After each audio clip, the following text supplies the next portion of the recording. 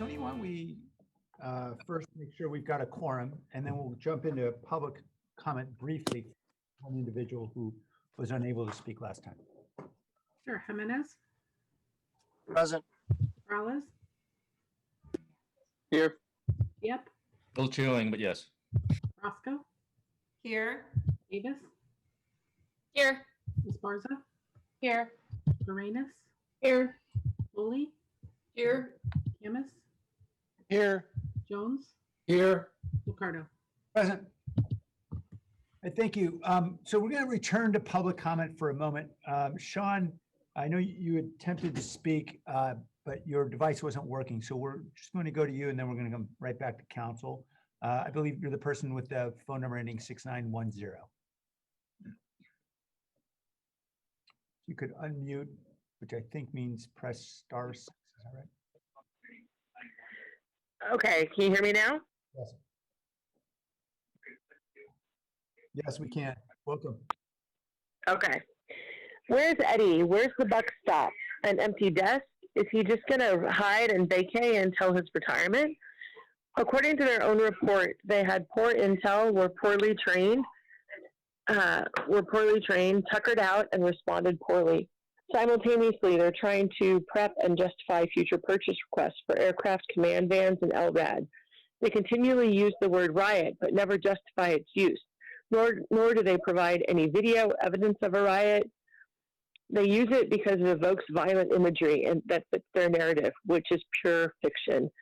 They also try to deflect blame by saying they still haven't recovered from being gutted by Sam's idiotic Measure B.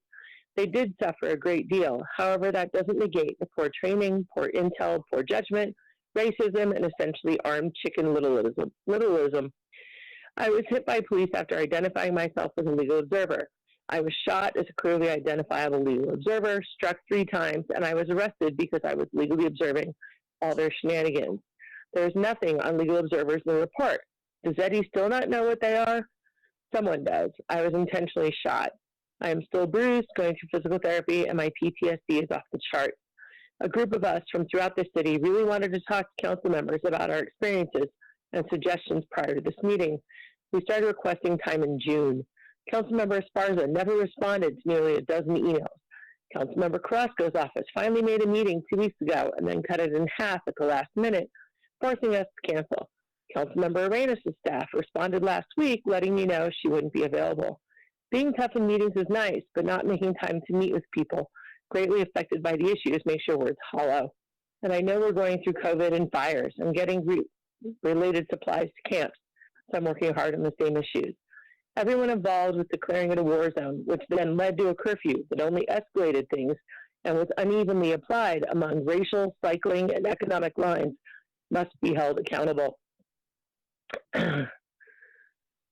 Rubber bullets didn't bounce into Shantae's apartment. They were fired intentionally by angry, poorly trained cops, the same kind of cops who intentionally shot a bunch of other peaceful people. Rubber bullets and the metal-filled socks must be banned in every situation. They have proven they can't use them appropriately in hotel hallways with 2 people, let alone large protest situations. I am asking again, where are all the videos to back up their war zone narrative? Even the videos they just released don't back up their narrative. Where's all the frozen water bottles and rocks raining down on them? Where the guy, when they asked the guy boarding up the bank if anyone tried to break in, he says no, but they still insist on claiming it was an attempted bank robbery. As for their bruises, how many are the results of them overreacting and beating the crap out of people? I am sick of their victimhood narratives. SJPD became terrorists that day. They escalated violence. They lied to create a narrative that justified their own violence. They must be held accountable. They must have their dangerous toys taken away. They must not be given new alternative toys, and they must not be given new war toys like LRAD, a helicopter, and a command van. I want to remind folks the distrust of SJPD didn't begin in March, and they've certainly given us plenty of, I'm almost done, plenty of reasons since March, which has only solidified. Okay, return to the council. I believe Councilmember Foley, you're next. Thank you. This we've had since the protests began in late May, and over the last few months, we've had a lot of time to contemplate what occurred, and now we have the preliminary after action report.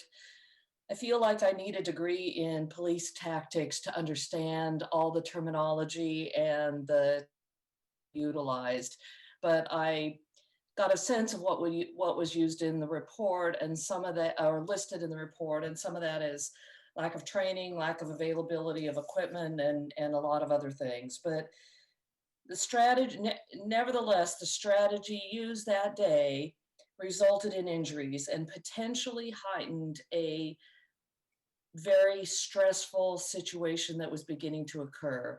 I wasn't down there. I wasn't at the protest. I wasn't there to see whether they were how they turned from peaceful to non-peaceful protests, but they were protests in my eyes and not riots. Watching the videos that night at 5 o'clock and then on, and watching the videos the next few days in other cities and how other police departments were handling it, it made me sad, it made me angry, and it made me anxious for the safety of all involved. And that includes the police officers who might have been injured, but more than that, it involves the pedestrians and the protesters who were there, who were watching and there to protest an activity that occurred that was so violent and heinous that it deserved to be protested in the way it was. The after action report is really important, but it's just a start. And I look forward to the IPA's third-party analysis, because I think that third-party analysis will be really, really important. A lot of the questions that I had have already been asked, but I'm going to ask a couple of follow-up questions because I'm not sure. I just want to get clarification. I know Councilmember Sparza asked about Officer Nguyen, but I would remiss if I didn't ask the follow-up question. You said that that the investigation is ongoing. I understand that, and I understand that there's due process involved, but how long does this process take?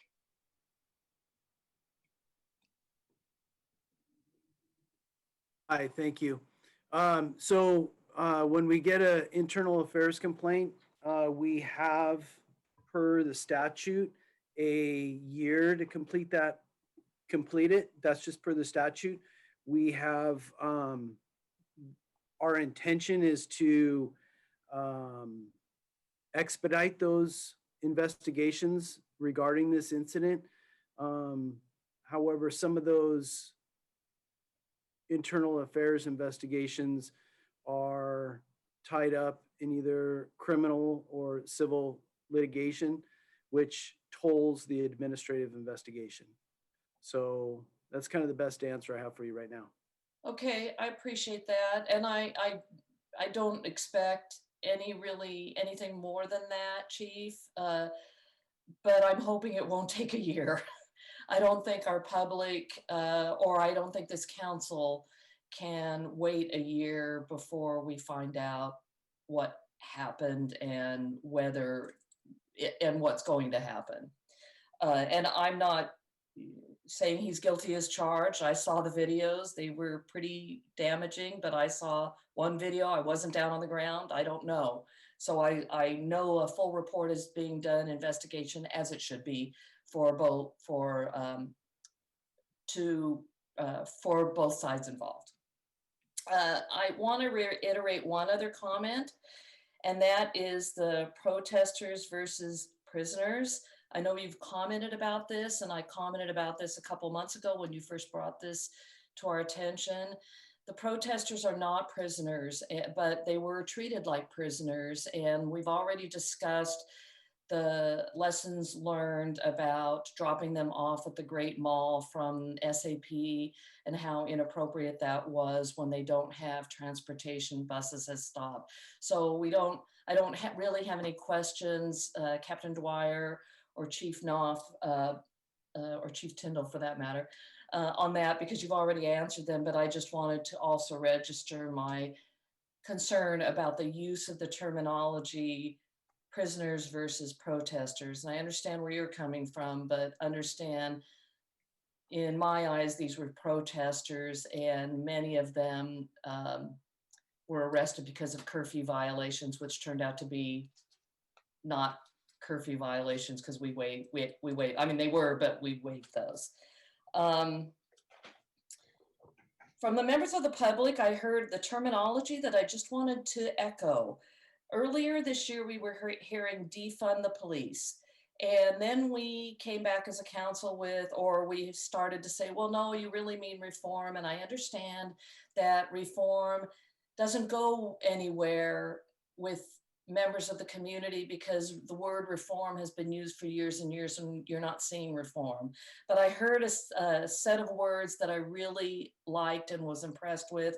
And I think they were, I think the PAC beloved community used it, and that is reimagine and restructured public safety. And I love the way that sounds because that's what we're really talking about. We're not talking about defunding the police. We're not talking about reforms, although in a general sense we are. We're talking about reimagining what we can do. I'm really confused still about the rubber bullets, but I'm not sure you can answer any questions other than, yeah, I heard repeatedly that your recommendation and in the manual, you are no longer authorizing use of the rubber bullets as a crowd control tool. Is that correct? Did I hear that correctly? Hi, council member. This is Captain Dwyer. Yes, that's correct. So to see if I can clear some of the fog, there's a difference between firing at an individual, intending to target that individual, and firing projectile impact weapons to try to compel a crowd to move or disperse. One is aimed at a warm body, at a person. And in this case, those would be violent protesters who were attacking police with flying projectiles. The other one is a large crowd where we're firing those rounds into the ground or off of similar surfaces. We no longer allow the projectile impact weapons, any projectile impact weapons, whether it's a 40 millimeter, a 37 millimeter, or a stun bag, to fire those into the ground and try and compel the crowd by firing projectiles anywhere to move. So that'll be other means. That's basically a dispersal order. What we're talking about here is having the capability to defend against attacks from violent protesters through the existing projectile impact weapon policy, which allows for that. Okay. Can I ask a question about training with the projectiles and what kind of training is involved with the officers? How many hours of training do all those officers get? And are all of the officers trained? So everybody who carries a projectile impact weapon is required by the state to have training in that platform.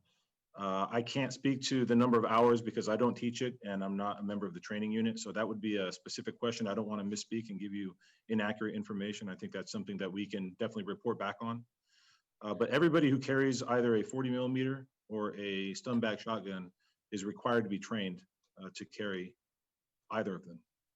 And did I hear you say that 92 were authorized to carry that day, on the 29th, or did I mishear that? No, ma'am, I'll clarify that. So when we did an inventory of how many projectile impact weapons we actually have in patrol, not including special operations, that number was 92 40 millimeters assigned to patrol. That doesn't mean there were 92 out there that day. Okay. And then there were 225 stun bag shotguns. Again, there were not 225 officers with stun bag shotguns that day. That's just the number that we have available to us. Okay, and so every officer who was out there holding the line or trying to maintain control did not have the weapons that you're talking about. Correct. The majority did not. I'm sorry? The majority did not. Most of the officers that were out there had batons. Generally, projectile impact weapons are carried by officers behind the skirmish line in support of the officers that actually are dealing with protesters and are armed with hardwood batons. And those carrying the projectile, what are they called? Projectile impact weapons. Thank you. PIW. Are they PIW. more experienced officers?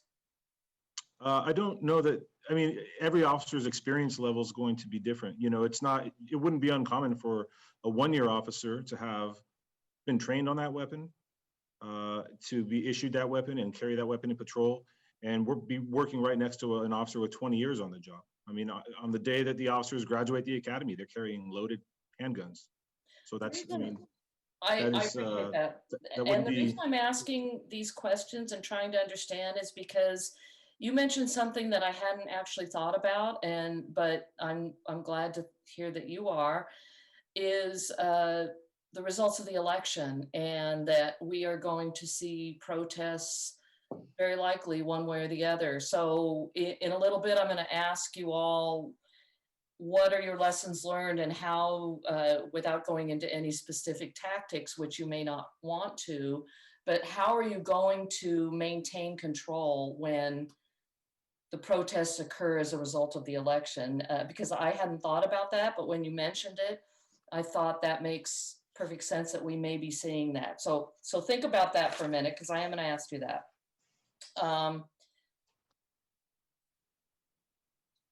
I'm just going through my questions because most of them have been answered. Oh, I do have a question. I too didn't notice or wasn't aware of the verbal abuse that some of the officers were taking. I hadn't heard that. But then Captain Dwyer, you also mentioned about the stress that some of the officers are suffering now as a result. So I'm wondering what kind of psych evaluations are going on after the fact, and what kind of counseling is available to the officers to make sure that they are mentally healthy and strong to take on the next crisis that comes our way. we do have a crisis management unit that the phone numbers and the services that are available to officers has been kind of a recurring theme. We continue to push that information out and make it known that, hey, there is help. I will say, one of your callers earlier, I know her, I've spoken to her about it. I've spoken to her about post-traumatic stress and the effects that it has had on her. And then she listened as I told her the effects that it has had on me and my family. And they are not insignificant. Without getting too deep into the weeds, I will just say, I'm sure there are people on both sides of this issue that that was a very impactful time in all of our lives. And the officers definitely have services available to them. I'm right down the hall from the sergeant in our crisis management unit. I spoke to him today, and they are not overwhelmed, but they are extremely busy right now, and they are doing their best to make sure everybody gets the help that they need. Our officers are seeking out help. Some of them probably do have post-traumatic stress as a result of this. And, you know, the kind of the underlying theme here is not only do they have the services available to them, but they know in a couple of months, they might be back in the same boat, out in the same streets, dealing with the same agitators. That is not a pleasant thought for them, and it bothers them. So there are different programs and different outlets, and if they're in a position where they feel that they do need help, it's put out very, very clearly through our chain of command from the chief on down that we're here for you, we're here to help you. If you need services, all you have to do is say the word. We will definitely connect you with whatever services you need. So there are tools for the officers to receive kind of like a decompression after all of this. Great, thank you. Dave Tyndall, did you have something you wanted to say? You look like you were getting ready to Captain jump Dwyer in. got it. Okay. I asked that question because there is, the next thing will be down the line. The officers will be out on the streets. And while it may not be a protest that they're responding to, it's a neighbor in crisis that they're dealing with. So to ensure that they are mentally as strong as possible and get the service they need to maintain that mental strength is really important. We are all going through a lot. We are all going through crisis. With the pandemic, the protests, the wildfires, what's next? We don't know. And so we have to be prepared, but we're all suffering various levels of depression. Again, I wasn't at the protests, but I can imagine the PTSD that Sean mentioned earlier, because it's real, and we're all feeling some level of anxiety as a result of everything that's been going on in our world around us, and it won't end until the election is over, and we'll see what happens even then. Not to get overly political about that. So I'm really glad to hear that there is counseling and that there's services available. That's really important. The protests are one component of the police work that's what we're talking about right now. But our residents want our police to be healthy and active and available when they call for that break-in, or when they call for that drive-by shooting that has just occurred in their neighborhood. So we need our police to be out there, and we need them to know that they are supported, but we also need the protesters to know that we listen to them and that we're very concerned, and will take the action necessary at the council level to change policies. And you already have, to some degree, in the manual, and some of the things that you're modifying in the manual. So the last thing is so what's the lessons learned? What have you learned from this? How will you prepare for the next protest that may occur, very likely after the election or not before? And again, I hadn't even thought about that, Captain Dwyer, until you mentioned to it. So thank you for making that be the next issue that comes before us. So Councilmember Foley, I'll actually answer this portion of it. Great. And I do want to clear up, because I know that when we're talking about prisoner, I would like to actually put the context in that, because generally when we refer to prisoner, and specifically what we were talking about before was the prisoner transport, which really comes from the state prison system and from the jail system, because they're called prisoner transports. And even with our wagons, they're called prisoner transports. We do, I would say, not routinely call our in custodies or our arrestees prisoners. So it really comes in context of what we're doing with them. And it's a wagon, a prisoner transport wagon, a prisoner transport bus. And a lot of that is just vernacular that's used by the sheriff's department. And it's kind of where that comes along from that portion of it. In regards to the, what are we doing? Because I think it is a very good question. It's certainly something we're throwing around. One thing I do want to cover before I specifically answer that question, what we're doing now, is I do want to, because it's coming up as far as the training portion of it. And one thing I will say is you by far have one of the best trained police departments in the nation. And that's hands down from what our trainers go and teach in other parts of the state and other parts of the nation. They go to places and they look about what's going on. And I will tell you, we're hands and feet above what a lot of other agencies are doing. I think when we talk about training in this specific document is what we're talking about with crowd control. As Chief Knopf talked about before, we are not a city of violence when it comes to protests. We are not a city of riots. It's something that we don't and have really not prepared for. So when we talk specifically about the training aspect of that, it is in response to that. And certainly we have been trained, and certainly our officers are trained and go through both in the police academy, but it certainly was something based on our young workforce that they have not dealt with, and or that we have not had the time to kind of bring them up. And it certainly was something for us that have been around for well over 25 years in this job that we have not seen and experienced. And so a lot of our younger officers that were out there with less experience had even less experience in that. So what we're doing now, we've already started as far as the training aspect of it. Small modules have already started with team training and with group training as part of our roll call training.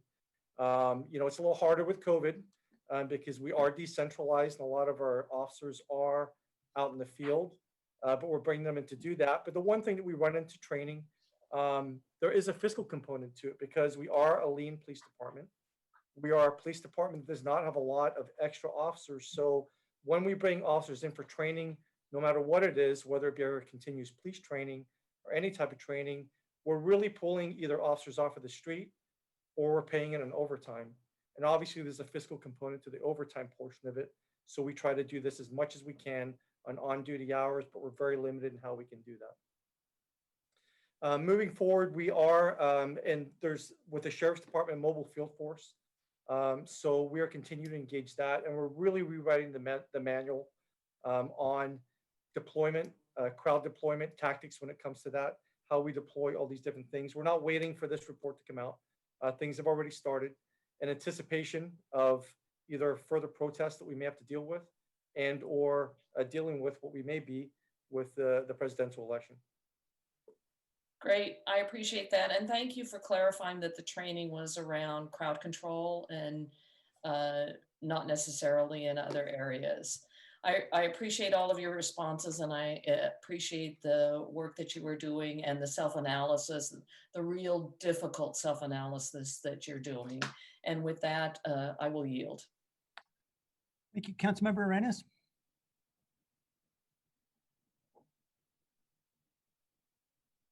Oh, I'm sorry. I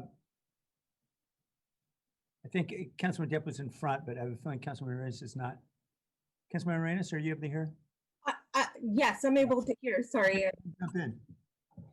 Sure. Well, I don't want to skip Councilmember Diep, but if he's okay, I will. No, by all means, please. Okay, wonderful. Thank you.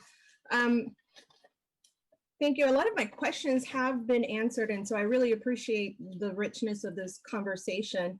I do want to go over some of the missing information or some of the missing questions that I had. But before I begin, I just want to acknowledge that I understand that these kinds of protests and this protest was not going to have a good ending, by no means. It was a protest against police. And so I don't know that we thought this far ahead to say, we're sending our police officers to the lion's den here. I put myself in the same position and think that if I had to go out into a protest, certainly about me or our council colleagues and mayor, that I would, quickly get defensive. And although, I don't have any other, I don't have any other weapon other than some jokes in my tool box. That's it. That's all I could do, right? And so I want to start off by just acknowledging that. And I know that there's a lot in this report that we can all learn from. Certainly our police department is doing that. Our chief is doing that. I've said in the past, and I've shared with all of you, and for those of you who haven't heard me before, I treat our police department and the policies that are within the police department like I would my sister. And that's because she is a police officer in another municipality. She was also out there in the protests, and she also shared with me how different items, including frozen bottles and things of that sort, she's in a city much livelier than ours. And so I thought about, how would I respond to our police officers? Knowing that I want to be as protective as I can, and think about the sisters and the brothers and the fathers and the mothers of all of you, and the children that you all have, and that demand from your families to also protect you. And so I think there's a fine line between, what we're all talking about and trying to figure out what are the best tools here. This is, by no means the end of this conversation. This is a movement that Black Lives Matter movement that has begun years and years ago. And I think as a city, we've always been very secure in that we are a safe city. But I think that also provides some level of protection, maybe naivety in our belief that none of that will happen here. But it does, and it will, and it did, right? And so unfortunately, at this point, we have to figure out what is it that we need to do What did we do? What did we learn from this? And so as I was reading through the report, and won't mention all the items that have already been mentioned. I think, the training and not having enough police officers, but also trying to figure out what's the right tool to use to suppress what is happening out in the streets, because you are all in the line of fire. So I'm acutely aware of that. I do have to, as I just want to state, and I'll support the motion that's on the floor in terms of making sure that we avoid using rubber bullets in a crowd. I think that even though I think there's police officers who might have had some injuries, there's certainly not the same type of weapons that our residents used, right? There wasn't a gun involved. They might have really damaged some police officers, and I believe in those injuries, and the morale is even something that we can't really repair. There's no occupational therapy for that. And so I just don't know that we're on the same level here in terms of, if you feel threatened, what could we have done? And one of the things that stood out in the report for me was that, and I know this might seem a little militant, but I thought, with the shields that were suggested in here, I thought, well, this could have avoided maybe some of those items that were thrown at our police officers, maybe lessen some of that agitation on their end. There was a lot of protest against you, but it's not you, it's those police officers who created the situation for all of us across the US and certainly in our city. And so I thought, without having all of the militant look of it, but at least the protection of a shield, I thought that would certainly be something that hopefully we could do before this process has ended and before the elections come, the results of the elections, because I think you were all very correct in approximating that there won't be satisfaction on one side or the other. Whoever wins or loses, it won't matter. There will be some protests, and so we are going to have to address that. At that point, it won't be against the police department, and so I think that we also have to consider, when the protests are against our police department, that we take certain considerations and bring in other folks into the de-escalation. And for me, what was missing in the report was more discussion about the de-escalation. And the de-escalation was only mentioned as a result of, some of these protests teetering out, but not necessarily because of a certain strategy. Maybe all of the strategies that you all use together collectively teetered out some of the protests, or our protesters were tired, or for whatever reason, but those that was de-escalated. And so I think back to some of the most difficult times in our country, certainly when there's previous civil unrest, and there's always, of course, faith leaders. We tried civic leaders and human rights leaders. I think at this point, I only heard you say you connected with the NAACP leader. I think we also need to figure out who else would be good to bring in. And I thought about, certainly after Martin Luther King's death, and I know this is difficult to employ at this point because we have a pandemic on top of all of this, but there was a lot of free concerts out in the streets to de-escalate some of the violence in the streets, and that did happen in some of the major cities. They did see de-escalation, and I'm not saying we're gonna lessen people's anger with with music, but I think that we need to bring in some other additional strategies other than the ones that we have in our toolbox, because the ones that we have in our toolbox seem to create some harm. I also thought about our art and cultural office and the role that they may play. There's also cities who've stood up murals that people could paint over, expressing whatever it is that they want to express. There's also, of course, sermons and outdoor church sermons that we could have employed. I think we needed to fill up the space versus the protesters filling up the space for themselves. I don't know that this is going to be the last time. It's not going to be the last time. I know that this is not going to be the last time. So I think that we need to anticipate with the different departments that we have at our disposal. And so ultimately, it leads me back to the Office of Race and Equity. And I think about their role in all of this. As you are standing this department up, Dave, and what would their role be, right? What could their role be?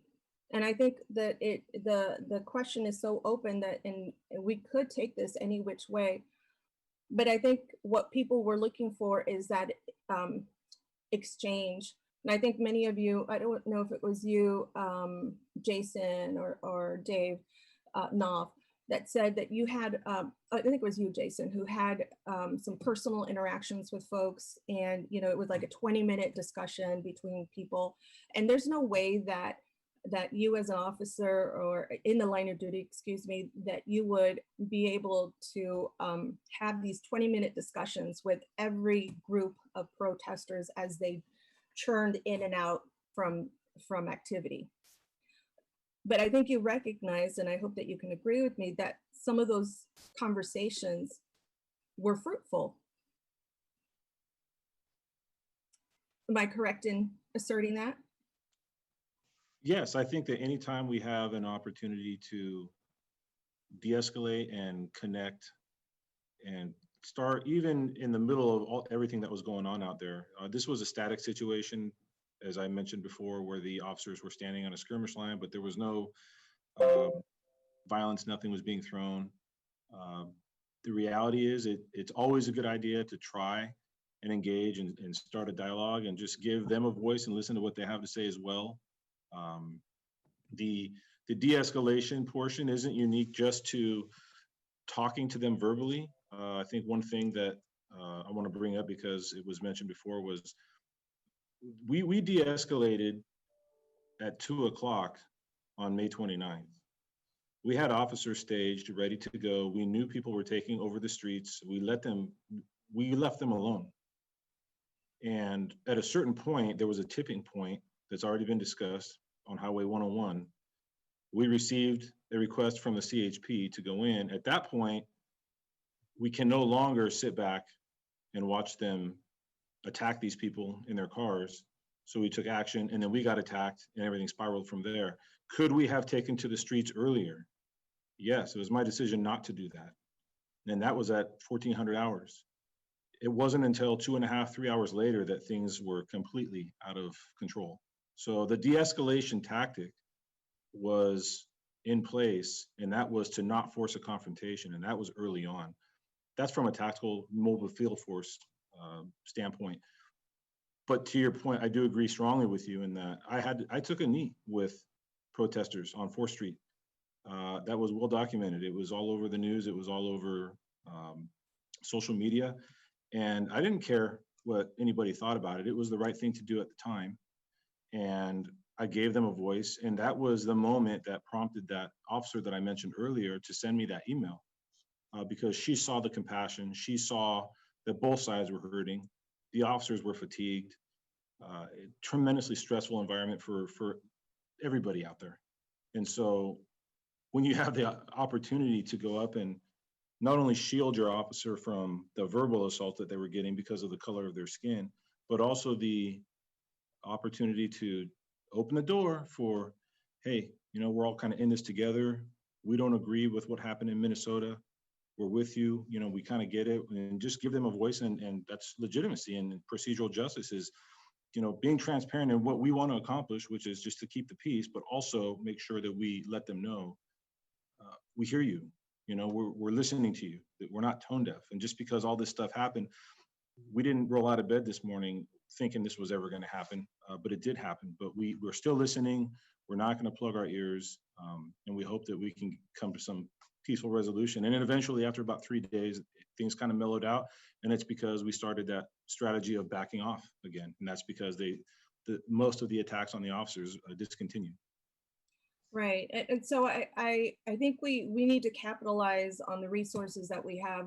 As you all know, that we probably will be struggling for many years with our budgets. And so you have already the capital here in terms of people like yourself, Jason, who are, when they're out in front of other people, can be as compassionate and empathetic to their needs, despite seeing maybe rage in their eyes because of what is happening to people of color or themselves or a family member or somebody that they knew somewhere in our country, in another city, or in our city, perhaps. And so I don't want us to discount what we already have. And I think that is a resource. And I would like for us to think about when we have our next protest, that is part of the de-escalation built into our response, is to, I know our city manager,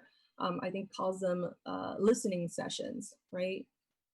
And there's a lot of value, and there's a lot of strength, and a lot of movement can happen there. Now, you know, it's not going to satisfy everybody, because ultimately they want rules to change. They want policies to change.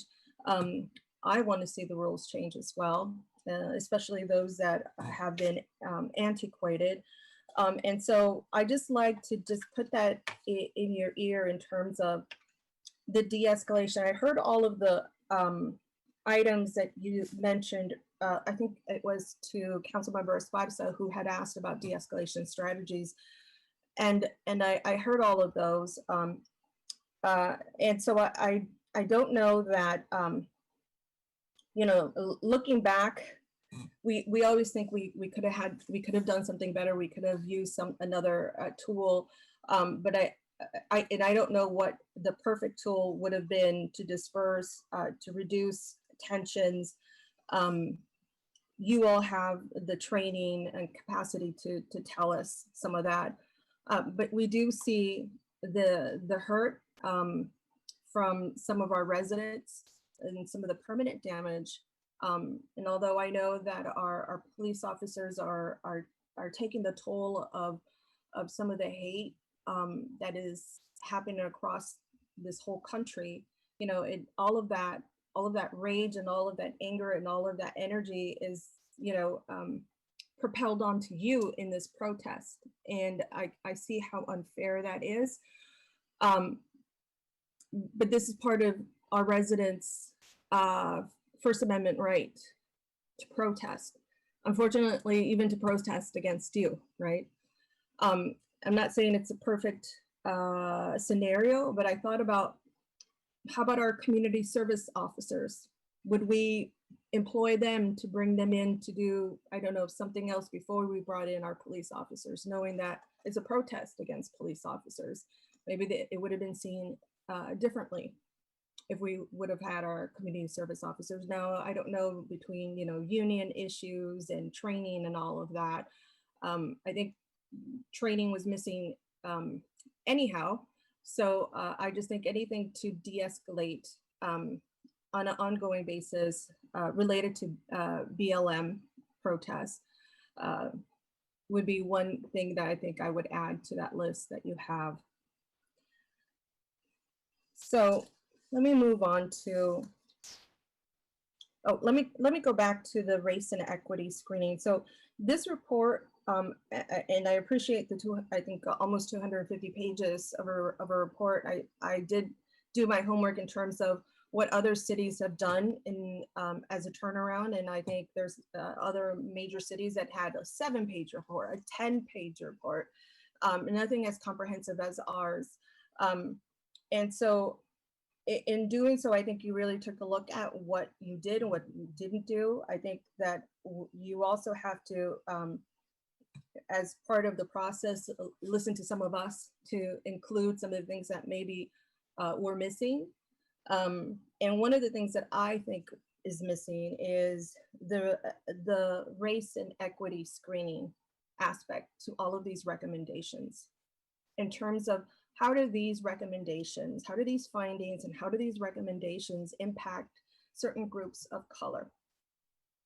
And as we are all moving in that direction in terms of asking ourselves that question in any policy area, I would certainly expect that our police department would ask the same question. And so now I don't know if that's going to happen more in our IPA, but Dave, maybe this is a question for you in terms of what you expect from our police chief to integrate race and equity when they have reports such as these. Yeah, thank you, Council Member.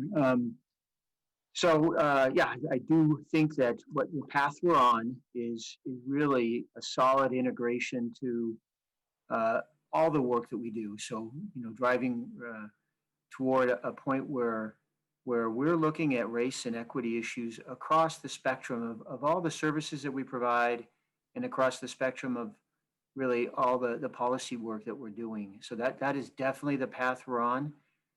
I think we already have direction from the council to really, begin some of that integration work with our police reform work plan. So that is definitely, and Jennifer can or Angel can highlight that a little bit more better than I can, but it's certainly already kind of in the plan. We're well on our way to hiring a new director of the Office of Racial Equity, well on our way. And hopefully soon we'll have that. But that's the word I'm using, is integration. This is not going to just slap it on top or kind of an add-on. It's integrating into the work that we do. And so certainly it definitely applies to all the work we're talking about today. I appreciate that. I'll tell you that so during this time when the protests were happening, and I think it was Councilmember Davis that you said that there's a level of living with or living through some of the experiences that you're exposed to in video, as we all did, right? Sitting in our living room, seeing a lot of just havoc wreak across our country as a result of some real tragic events that transpired. And so I made a real decision to not be part of the protest, and not because I didn't want to be part of the protest, but one aspect of it was because I was my husband was working nights, and so I was kind of alone at home with the kids. And so if I wanted to go to the protest, I would have had to bring my kids with me. And so my daughter's, as maybe you know, 5 years old. My son at that time was 11. He just turned 12 last week. My son is 5'9", right? So, tall, slender. If he smiles, you'll see he's a kid, because he's got a mouthful of braces and and just really corny jokes. He's just a kid, right? But in a sea of people, I recognize that he is a person of color, a young man of color, and no matter what. Doesn't matter whether he's my son of a council member, or that his aunt is a police officer. None of that is going to be taken into account if he happens to be at the wrong spot at the wrong time, maybe doing the right thing, right? Protesting, exerting his right to protest. He's my only son, so of course I am Mama Bear. And I took a real conscious decision, because he did want to go to the protest. And I said to him, there's just no way we can do that, not safely. And I know that you could always do that from a safe distance. I just didn't know what safe distance could have meant. And I know a lot of folks thought that maybe in their effort to protest, they were doing it at a safe distance, they were doing it correctly. There's a lot of conversation going on right now about what is the safe way to what is the right way to protest, right? Does that not include certain acts of defacing property and things of that sort? But for me, the real question is, why are we protesting? And the reason why we continue to protest is the reason why I couldn't take my son downtown. And that's because race still matters. And he will still be considered a brown young man, maybe in certainly maybe confused within a protest group. And I just couldn't run that risk. That's the world we live in.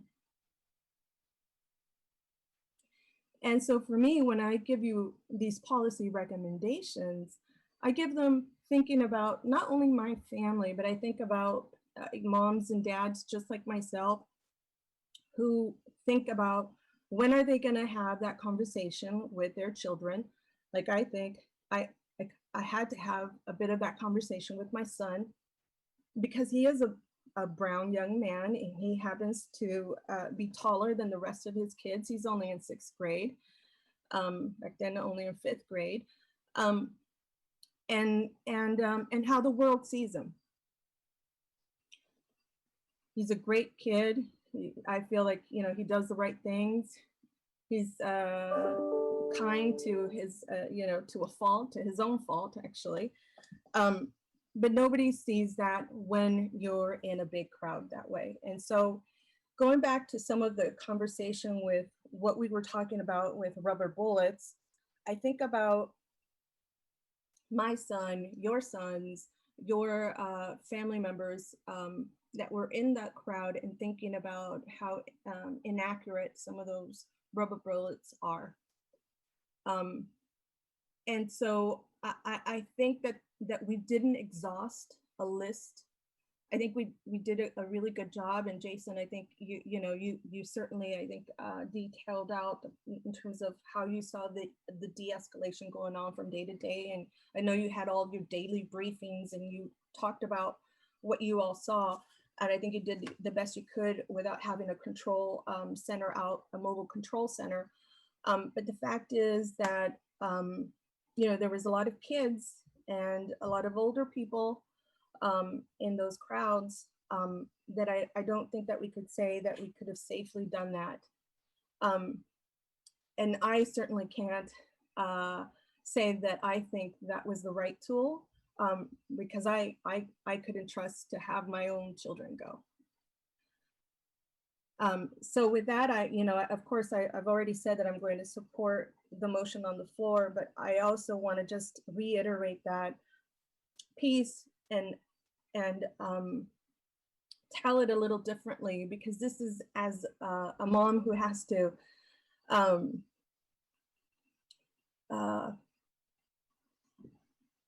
share with her kid who's only 11 years old. I don't know how many of you have had to talk with your 11 or 10-year-olds, or if you ever had to have this discussion in terms of how the world sees them.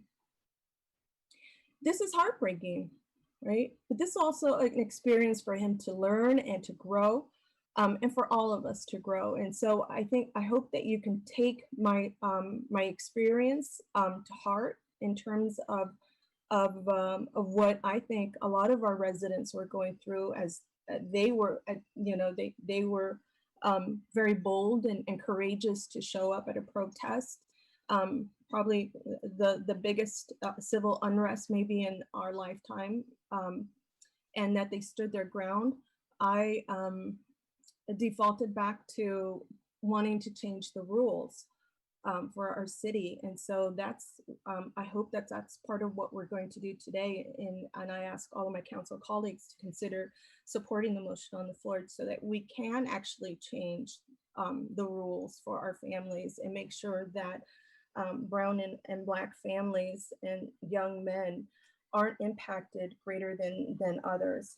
And so that is the other reason why I want to make sure, and I know this is going to come back on the 29th with the IPA, and I'll ask for that to be part of the IPA's independent consultant as they contract out, that they have this piece involved in it, because I wonder in terms of the citations, Nora, if we break it down and we break down some of the arrests, you know, what were some of those numbers? Were there more brown and black people that were impacted? And I'm going to take a guess, and I'm going to probably say yes. That was the majority. Yes, I don't have the exact numbers, but I reviewed the police report myself and the citations myself, and yes, that appeared to be the case. Yes. So as I think as much as, and probably, you know, and I'm not saying that this is all one-sided. I'm sure that brown and black communities were very angry, and they were very present at these protests. But nonetheless, I think we need to continue to have race and equity leading us and making sure that our policies are screened through those eyes as well. Your report is you know, this administration of justice, and in that, I don't know that, you know, we've integrated the GARE program as well, I think, or as quickly as we can, because we're all very busy in terms of your workloads, and we don't have enough folks. But I know that there's non-sworn positions that could maybe take some of the load off from some of the other officers, so some of this work can be done. So the story that I shared, or the experience that I shared with you with my son, was in tying back with the duty manual and having the 12-year-olds. I know the discussion, I think, was brought up by Councilmember Davis. And I know this is, I think this accommodation is made because we have state law that we are trying to abide by. And so I know this is part of us abiding by state law. I know that there's an exception to allow handcuffing for minors under 12 if there's violence towards themselves or others, but I think when we have these type of exceptions, that we default back to this practice. And so I wonder if we can adjust that. And Councilmember Esparza, I think you have the motion. And I would like to hear your feedback, Captain Chief Knopf, in terms of what your take is. I think I heard your take, and I think you want this allowance. But I think when there is this type of allowance, we have seen in other states. I think in Key West, police chief, there was video footage of a child who was handcuffed, who had Asperger's, I believe, and just, you know, was very sensitive to touch. And I think Chief Knopf, you acknowledge that there may be different situations for this, but I just think that when there's exceptions typically happen around Black and brown children. In Denver, there was earlier this month, the Aurora police apologized for handcuffing Black children face down in the parking lot when the entire family was handcuffed for a suspected stolen vehicle with the same license plate as another. So the question is, how can we continue to protect children if we're building a criminal justice that builds exceptions into their arrest or into their handcuffing and into their criminalization? And so I would like to adjust that item so that there isn't an exception. Well, thank you for the question. And I think that, you know, council asked for this policy to be brought back to you. And, this is what we brought back based on the Welfare and Institutions Code, which actually is what governs the, kids and the arrest of kids and placement of kids and dealing with kids. So, that's where we got the 12 years old. And those under 12 years old, the policy states should not be placed in handcuffs unless being arrested for one of those 5 crimes under 602A. The exception is the exception and not the rule, right? And that's what I think we really need to talk about. And the exception is when somebody is being actively violent towards themselves or others, not being disruptive, not being argumentative, not being disrespectful, being violent. So that's really what the exception is for. And like I said, it's the exception, not the rule. And Chief, when you respond to a 5150 at a school campus, do you use a handcuff in that situation? It depends on the situation. Say that child is, not as cooperative as we'd like. Well, are they being violent? If they're being violent and assaultive, combative towards themselves or other, then the policy would allow us to handcuff them. But again, then that's where you bring in the resources, right? You bring in child services, you bring in counselors, and if we have to, we'll bring in EMS to transport that child if we have to. Again, this whole discussion is about what resources can respond to those type of situations instead of the police. Exactly, and that's what I was going to get to, because I know that sometimes we want our police officers to be the answer to all of our tough calls, right? And we're finding that that's not necessarily the best way to deal with some of these situations. And so I think the exception allows for this to continue. So if we make sure that there's service providers on site, or that there's an EMS person on site, then the strategy will be quite different than what a police officer on site would respond, right? So whoever is on site will respond based on their experience, on what they're allowed to do and what their typical practice is in the field. And so, this is part of what police officers do, and I get it. I just want us to move away from that, so that there isn't an exception. There isn't an exception to that. I realize for those 5, of course, charges like murder, rape, sodomy, or copulation, sexual penetration, absolutely you would want to cuff somebody who might be under 12, but even those children who might be under 12, well, anyways, I'm just going to leave that piece alone, but you certainly have the law on your side for those cases. I just want us to, in practice, start having a different kind of a default and a different kind of exception to the rule. So if there's always an exception, then we're always going to rely on our police officers to answer the call, right? But if that's not the exception, if you don't have the exception to the rule, then we have to find, and you're not the answer to all of our questions and our calls, then we have to find the right service provider.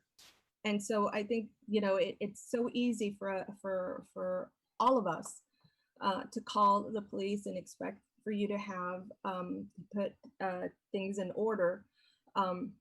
And this is part of one of your tools in your toolbox. So I just think that if we don't include the exception, that pushes us into having the right service provider for on site for that child and for that particular call. Yeah, I don't disagree with you at all. I think that's where the failures are identified, right? Because we are the first ones to respond out, and we are expected to solve those problems when really we shouldn't be solving those problems. But that's where the failure is. And until that failure is solved, the reason this exception is in here is that if there is an instance when an officer does handcuff somebody under 12 years old, because there's an absolute need to do it because of the violence that's involved, and we have to restrain this minor, but the policy says he can't, then what's that leave my officer? Where's that leave them? It hangs them out to dry and possible subject to discipline because they have handcuffed somebody that was very violent.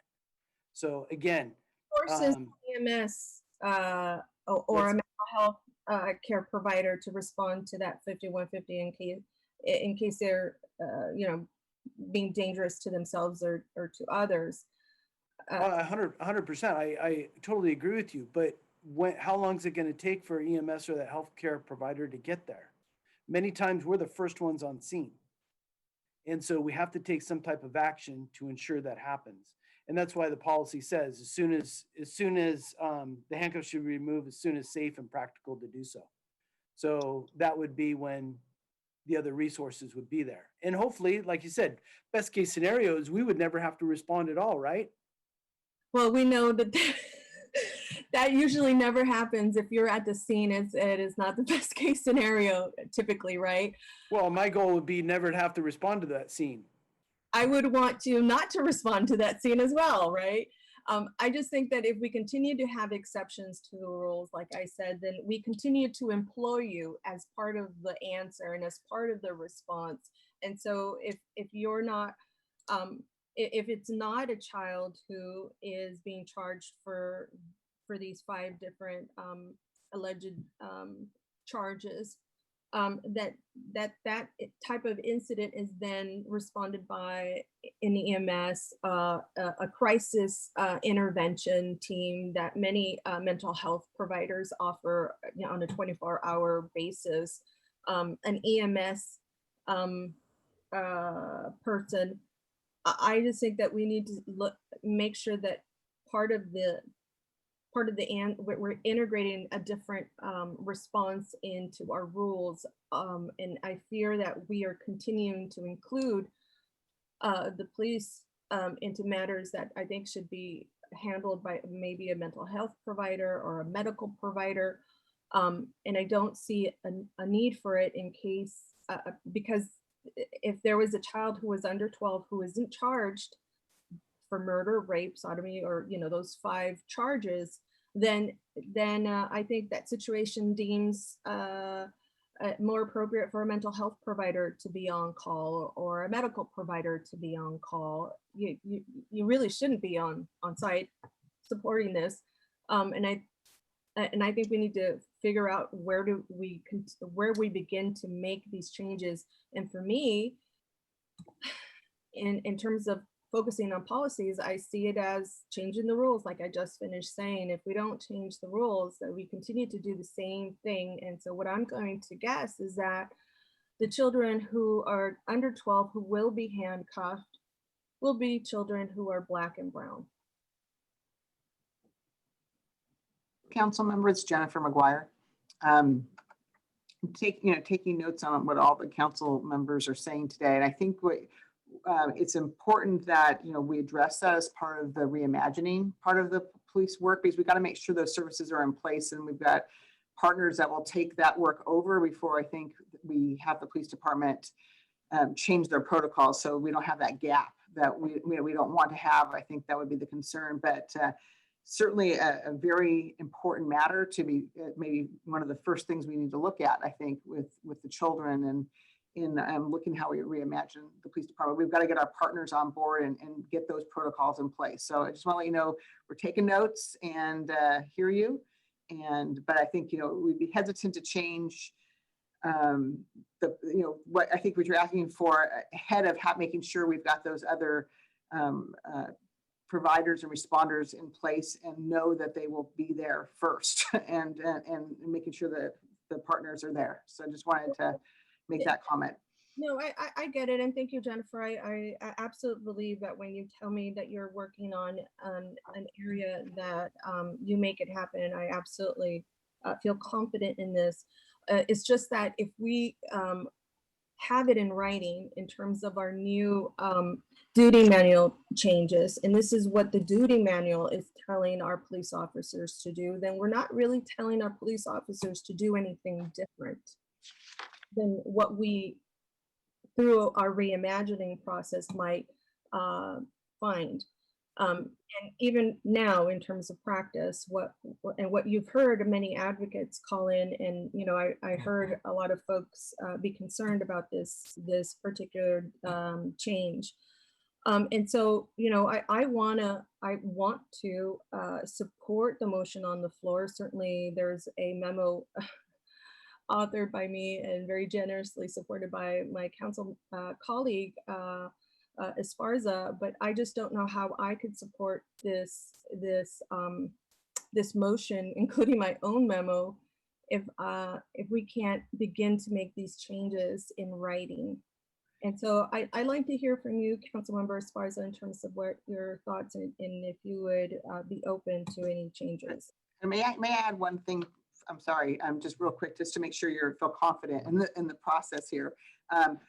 When we're making these duty manual changes, I think the vision is, this is one step, but we're going to have to revisit some of these duty manual changes, and they're going to evolve over time. So I just want to let you know that this may not be the end for any of these duty manual changes after we go through the reimagining process. So we may be back amending again based on how we change protocols and change what duties our police officers do. So I just want to make sure that you know that's contemplated here is when we do the reimagining, that we might have to again change duty manual.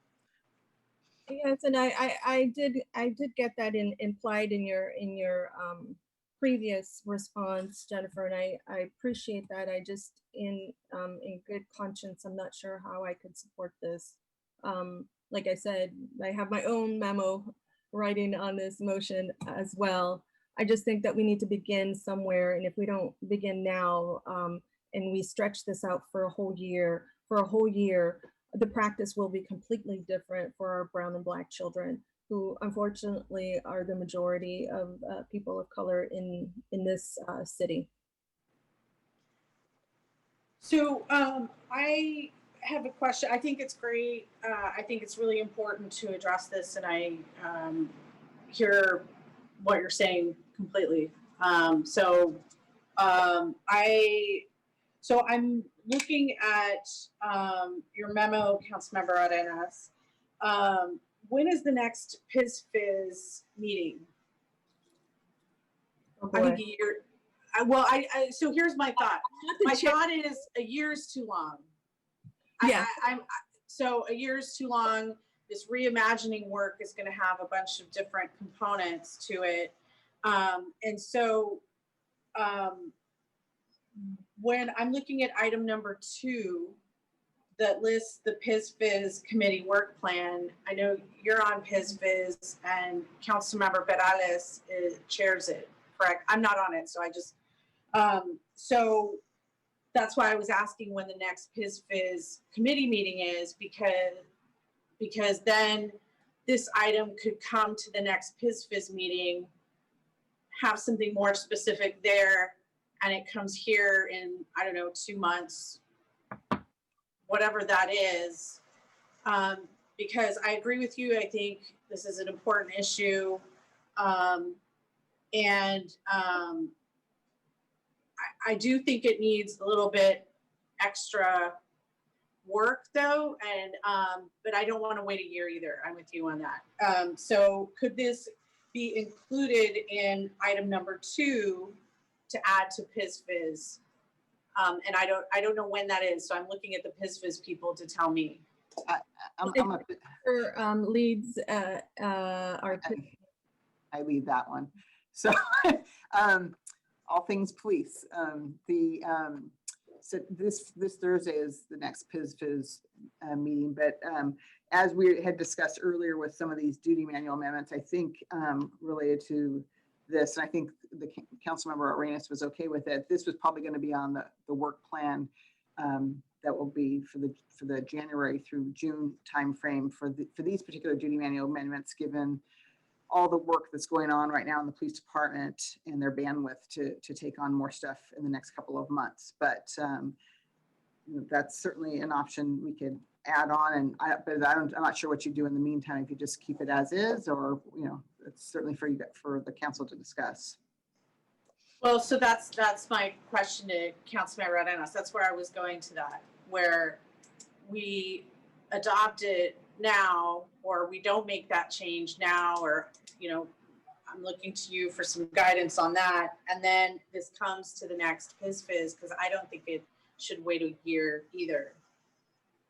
So what is a time frame where this revised policy with specifics and alternatives, this revised change to the duty manual could come back? Councilmember Esparza, I think, I like that you're finding a route for this. I think the more important thing here is to actively work on this in the meantime and not have to wait this whole year process. We've heard from the IPA how long it's going to take, more or less, if we want to find a quality consultant, who are certainly busy at this time.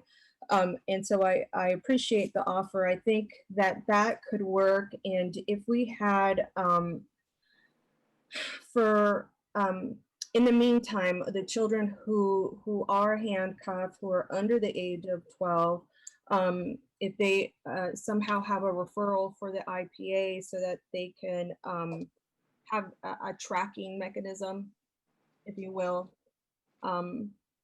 a flag in that they're being taken a look at and tracked and seeing if there's any trends or patterns with that.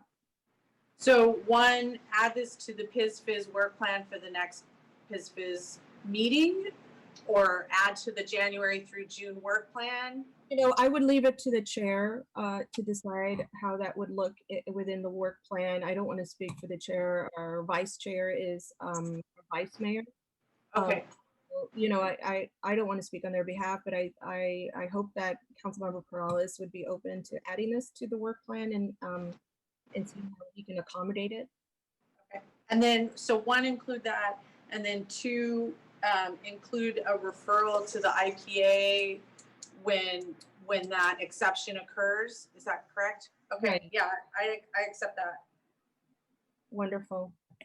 Council members, could I make a brief comment here? Hi, Siobhan. Hi. Yes. So a couple of technical issues. Number one, in terms of tracking, some kind of notation would need to be made in the CAD about children of a certain age, whether they were handcuffed or not. So we would be able to track those cases. But also, number two, I currently don't have the authority to handle anything that is outside a complaint. So we would have to wait until the ballot measure passes or doesn't pass in order to determine whether or not I could take on that work. That sounds reasonable. Councilmember Esparza? Yeah, that works for me. Okay. Anything further, Councilmember Arenas?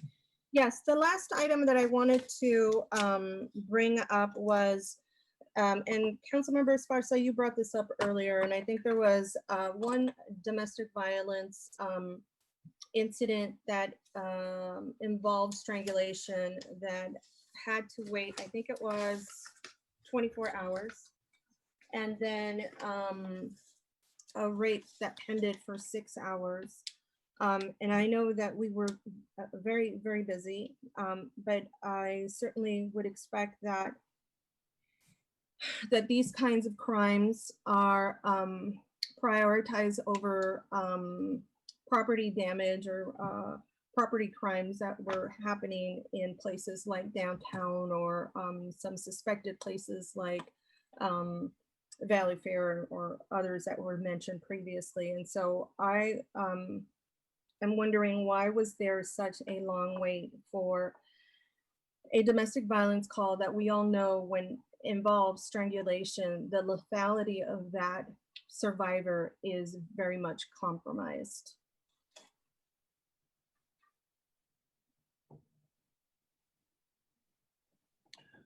Wrong one again. Apologize. So again, especially on the 29th, when resources were directed downtown, the rest of the city did suffer. And, it is, I'll just say, it's not acceptable to have those type of crimes wait. One thing that will be triaged when those calls come in, I don't have the specifics of the calls. I'll have to look into them unless Chief Tyndall or I don't think Jason knows, but about the specifics of the case. If there's any danger, the suspect is still on scene, obviously it's a higher priority call, and that call wouldn't have waited as long. So that victim would have been in a safe location while they waited for a police response.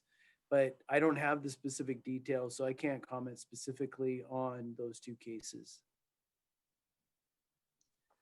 It would be great to have some follow-up, Chief, offline. I'm interested in sounding the alarm off for victims of course, domestic violence and sexual assault. The fact that there is a victim who is pending for 6 hours and possibly more, and may really want to have an exam completed, a rape exam completed, and certainly want to shower and begin a process to settling themselves from such an ordeal. That I think that we need to make sure that these calls, regardless of what is happening in the rest of our city, that they are prioritized. I think as a level of priority one. In the same way that we prioritize some of these protests as we were protecting property in the downtown or any of the other shopping centers, because there's no equivalent to protecting the well-being of these folks.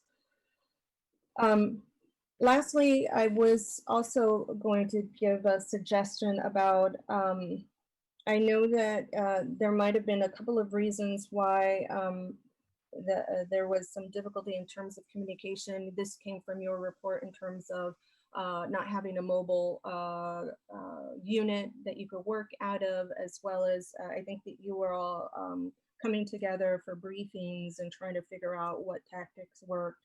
I wonder if we could employ the live streaming capacity in the body-worn cameras, and not for public use, but for the captains or lieutenants or sergeants who are in command, so that you can have an opportunity to see what is transpiring, and as another tool to figure out what to do in real time. I think a lot of what you did was, at the end of the day, probably in a shift change or something of that sort. But I would ask you to have this as another way, another tool to use. And I don't know if there's any reason why we don't live stream at this point, to see what maybe in not in everyday occurrences, but these are certainly out of the norm. Is that something that is possible? I don't know exactly if Axon, who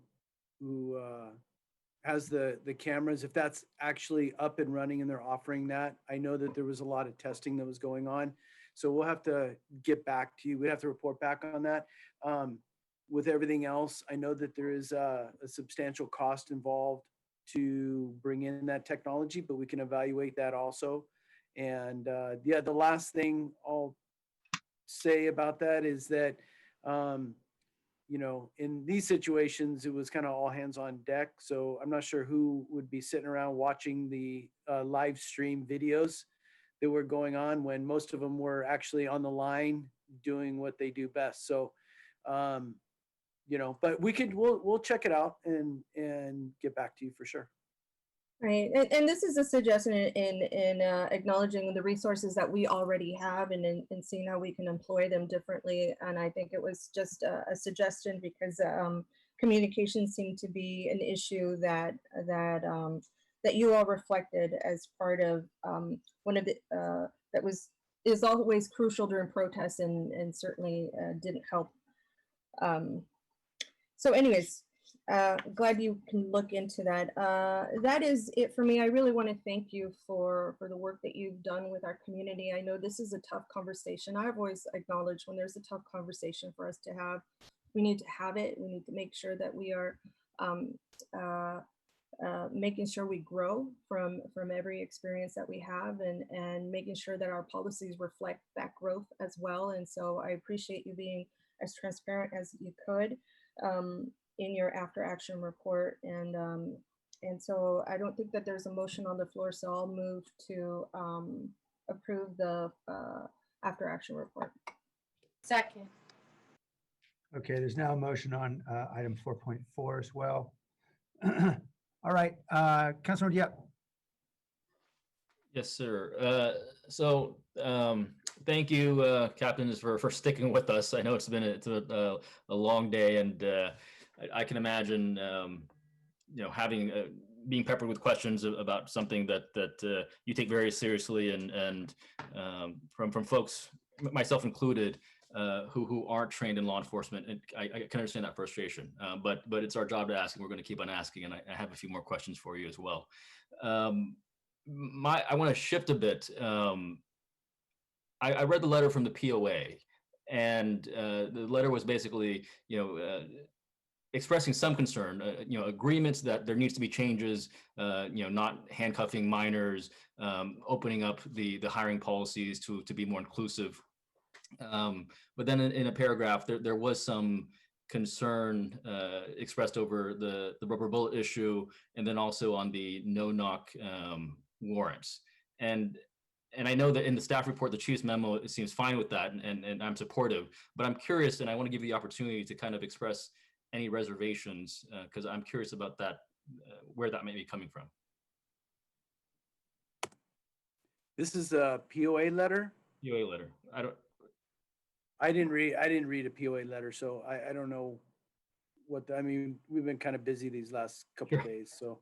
Okay. I'm not I don't have the specifics of what you're addressing.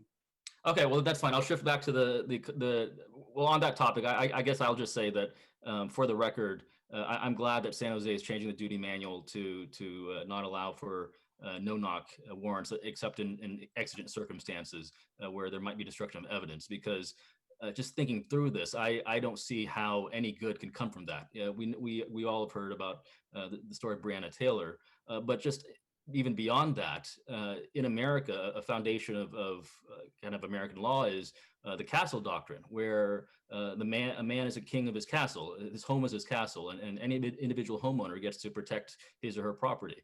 And if you're going on there, you're basically trespassing. And if law enforcement comes and knocks down a door and enters, I think the homeowner rightfully would be surprised, and knowing the right that they have to protect themselves and their family, I don't see how any good can come from that, even if there is a law enforcement purpose. So I would say that in most cases, if not all cases, there should be a clear announcement of the police law enforcement intention. So I'm glad we're making that change. As to the issue about the rubber bullets that we were discussing at the top of this item, I just want to reset, because when Councilmember Foley was asking a question, I had to think about it a second and really try to follow the trail of what's being discussed, because the chief's recommendation, or the staff recommendation, and the memo that put out by Mayor Liccardo, myself, and some colleagues, when we were talking about the rubber bullet issue or projectile, we're basically having a disagreement over the fact of whether officers should reserve the right to aim into a crowd to target one individual. Am I understanding that correctly? I think there's consensus around the fact that we shouldn't be using it as crowd control to just disperse a crowd, but officers are kind of arguing that they should retain the ability to aim a rubber projectile at a particular target. Is that correct? That's my understanding, Councilmember Diep. Yeah. So I think on that point, coming from a legal background, I understand that you can't find a perfect situation, and there will always be exceptions and exigent circumstances. But I think that what we try to do in the law, and as lawmakers on the council, what we try to strive for are bright line rules that will in most of the cases, serve to move us towards the best outcome. And I think back to when I was a law student and we were talking about protecting your property and whether it's legal to lay a trap out, a bow and arrow. If someone crosses a tripwire into your property, just automatically shoot them down because they've trespassed on your property. And the principle out of that is human life is more valuable, and the destruction of physical property is less valuable. So from that you get a principle of, in most instances, protecting humans, protecting life, and minimizing bodily injury is the outcome we want. So could you help me understand, Chief, this issue of crowd control? I've seen it in the context of the Black Lives Matter protests in San Jose. I've heard about it. I remember it from the Donald Trump rally a few years back, but I don't. Can you help me understand a few other contexts where something like this might occur in a non-peaceful way? I mean, I don't suspect that we would just go out and have a riot just for no reason. Like there should be some limited circumstances, right? Well, yeah, and there are, and I think that's what the policy was brought forward allows for. And I'll let Jason jump in here too in a second. But if we have somebody that's actively committing violence against a police officer or another person, that would allow for the use of the 40 millimeter in a crowd control, in a protest type situation, with the limitation that if that shot or use of the 40 millimeter would compromise an unintended target, then the officers are, it's been a long day, I can't remember the exact language, but basically the officers are discouraged from taking that shot and to find other means to solve that problem. So other instances when that would be, I mean, we're just basically addressing protests, and these would be unlawful assemblies. I know you have peaceful protests. We have for crowd control situations, you have protests, and a lot of protests we don't even show up for. There's no need for us to respond. There's somebody that, people that are carrying signs or on the sidewalk and talking and even marching around the city. Typically we get involved when they're marching in the streets so we can stop traffic, make sure nobody gets run over. But when they tend to become violent, that's when we enact an unlawful assembly, and orders are given, multiple different commands and orders are given to disperse. A reasonable amount of time is given for those protesters to disperse. They're given a clear pathway to do so before we even take any steps to make any arrests. So we're not even talking about those situations. We're talking about situations where we have violent individuals that are throwing projectiles or utilizing some type of weapons against officers, whether they're boards, sticks, bats, or anything else against other protesters that are there. Because remember, right now we're talking about the protests we encountered at the end of May. But if you go back to, you go back to the Trump rally, or you go move forward to in the future, what we might run into, there could be two competing groups that are going at each other that have weapons, that are armed, that are hitting each other, that are fighting each other with bats. How are we expected to go in there and deal with those situations if we don't have the tools available to protect not only ourselves, but other people? So that's I understand. I guess what I'm trying to wrap my head around is why firing a projectile seems to be the default tool to protect officers. And here's what I mean by that. why not go up and try to disarm in hand-to-hand combat, for instance? Or because if you're shooting a projectile and there's an imprecision, and we have cases where people who are bystanders are getting hurt because of ricochets, that's something that I know we all want to minimize.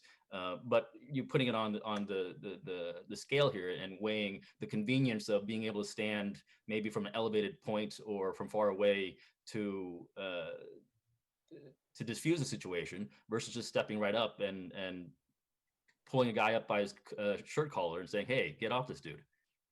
I'll let Jason address that since he was out there and he can explain that dynamic.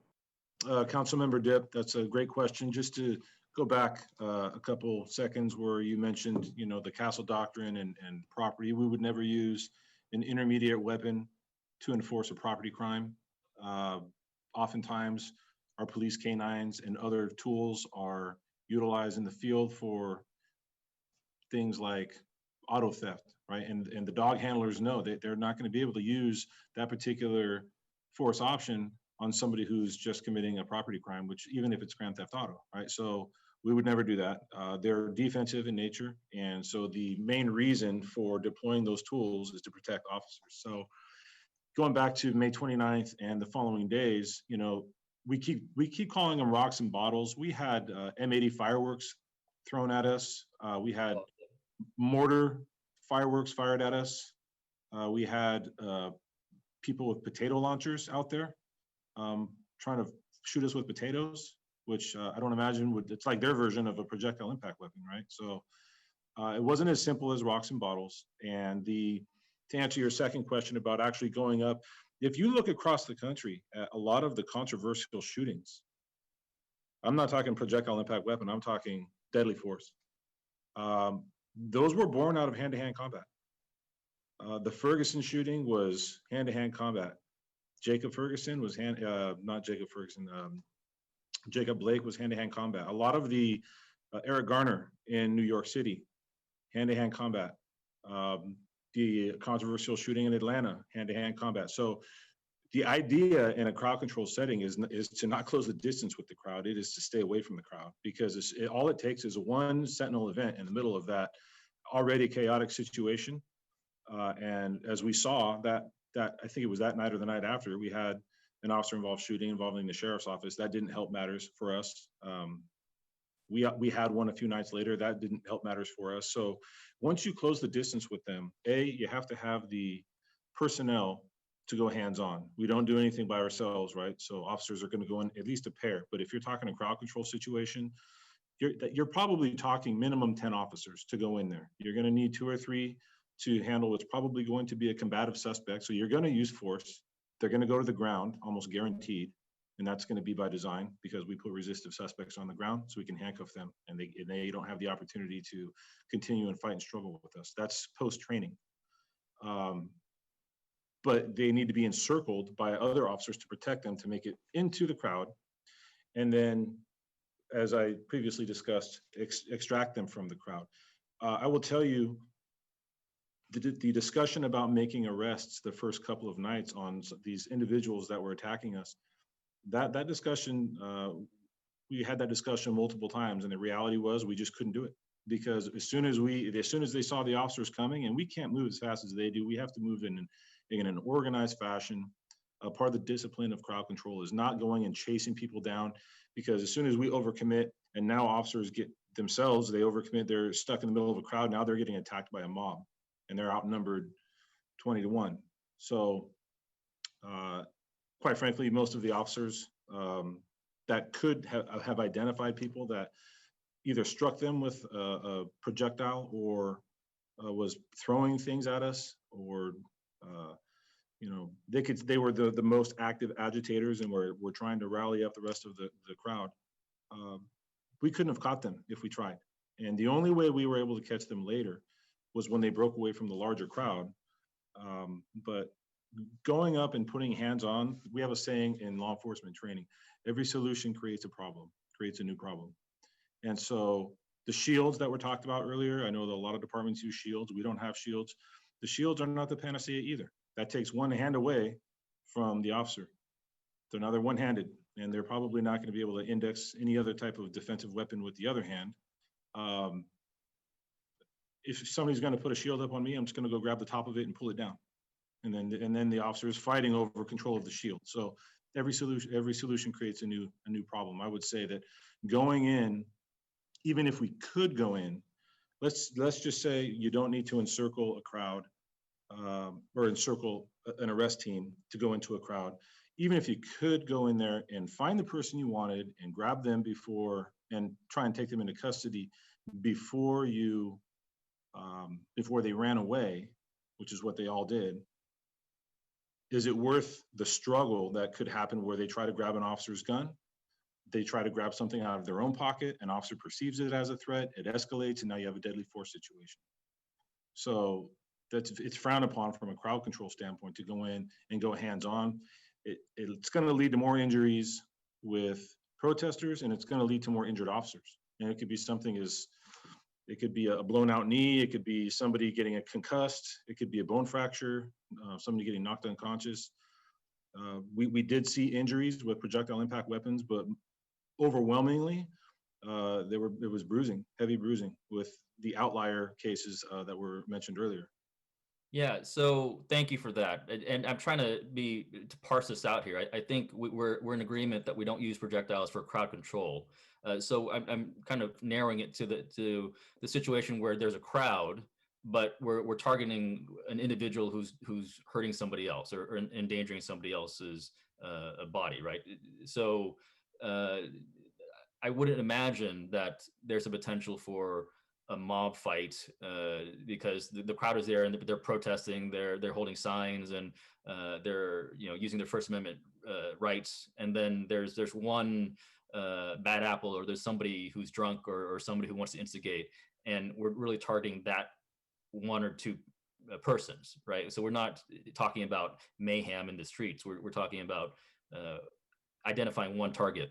Is that fair? Or I don't think that's fair. Okay. I think respectfully, council member, I think the picture you just painted is not realistic. That's not what happened. There were dozens and dozens of people out there attacking us. It wasn't one drunk person in the middle of a bunch of peaceful people. And I think when you look at it from that perspective, that can be expected in the future if we have a similar type event. Yeah, so let me also just say that I forget the night of the protest. It was in the first 3 nights. It was before the curfew happened, and I happened to be at City Hall with the mayor and Councilmember Esparza, and we looked down from the 18th floor onto Santa Clara Street, and I remember seeing our officers having firecrackers or fireworks lit and thrown at them. And I remember the discipline of everyone staying in formation and not dispersing. And I remember being very impressed by that. So I completely understand what you're talking about. Later on, when I saw videos that SJPD put out, I did not see the dumpsters on fire myself, but I saw the footage afterwards. And I also saw footage, from protesters' cell phone footage. So I've seen different angles of it. Just firsthand, I've only seen the one afternoon from the 18th floor looking down into Santa Clara. But in the instance I did see, if we're talking about protecting protecting life and protecting people in a crowd somewhere, what I saw was the crowd getting angry and trying to instigate or attack police officers. I didn't see somebody trying to mug a woman or just two guys fighting over something. It wasn't citizen attacking citizen that officers had to step in. It was the crowd directing their anger for whatever reason at people wearing the badge, right? For the most part, yeah. So I mean, there may have been other ancillary attacks that I didn't see. There was one documented one where the crowd went after an individual in a 4Runner. That was the car that was left burning on the corner of 3rd and Santa Clara. We had to rescue that individual. We didn't know all the facts. We didn't know if they were actively trying to run people over or what the situation was. It turns out they were just like a lot of other situations, like the one allegedly that led to the sheriff's office officer-involved shooting, which was innocent drivers that were not connected to the protests felt threatened and felt that they were being attacked and panicked and tried to get away. And in doing so, they're striking pedestrians. Right. So but I guess and I understand, there's always going to be the one instance that is the exception that kind of diffuses the argument. But I think on the whole, at least in the protests that we're talking about, the fights or the force used was more for either crowd control or self-defense from the officer's perspective. It wasn't really to protect the innocent bystander who was being ganged up on and beat up for lunch money.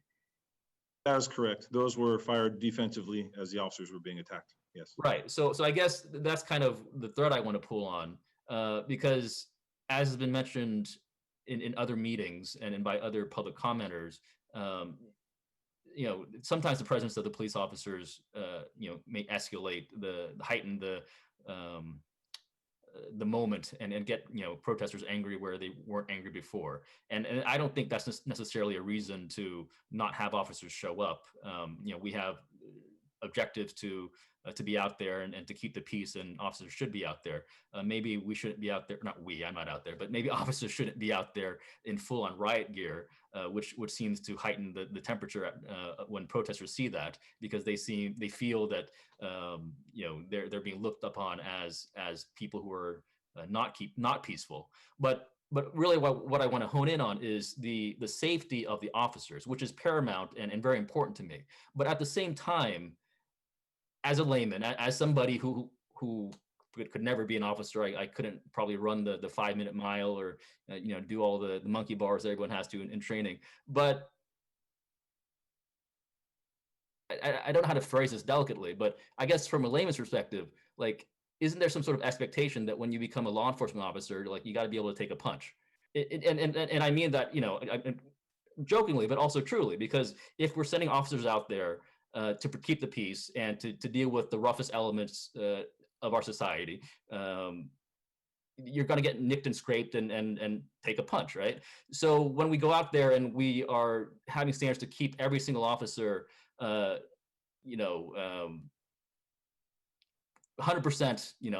unscathed, bullet vest and riot gear and everything. So you go out there.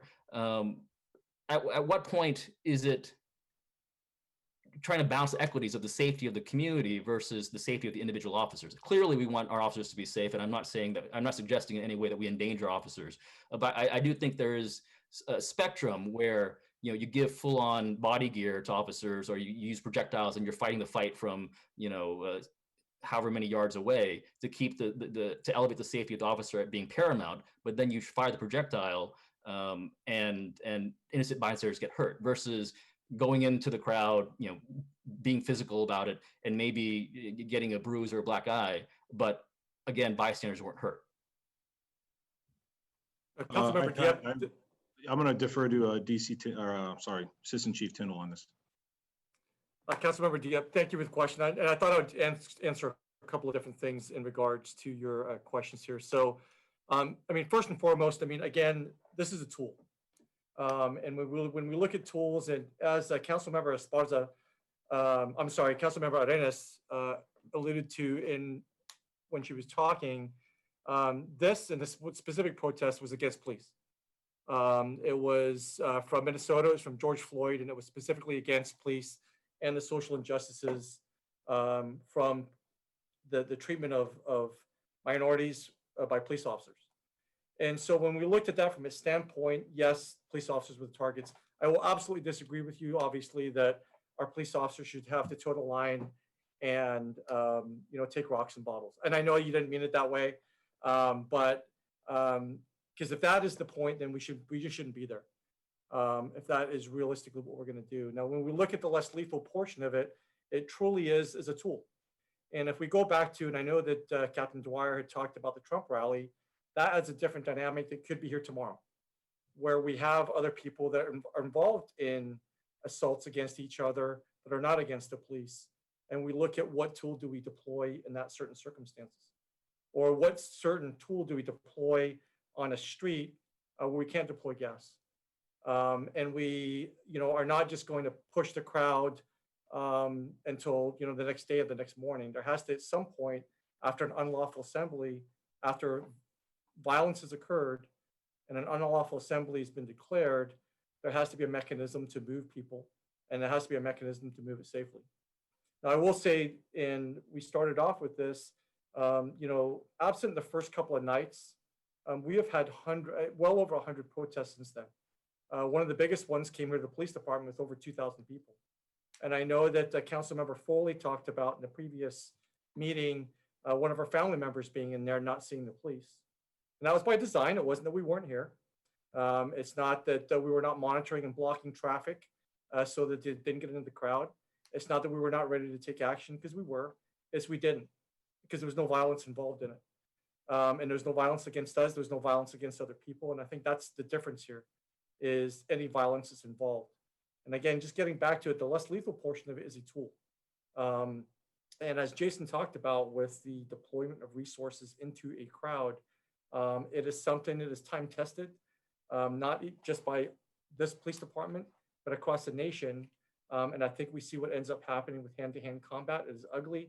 People get injured, and they get a lot more injured than they do by less lethal projectiles. Thank you for the response, Captain. And I can see that. And of course, I'm not suggesting that we send our officers into danger at all. But I do think that there is a spectrum, as I say.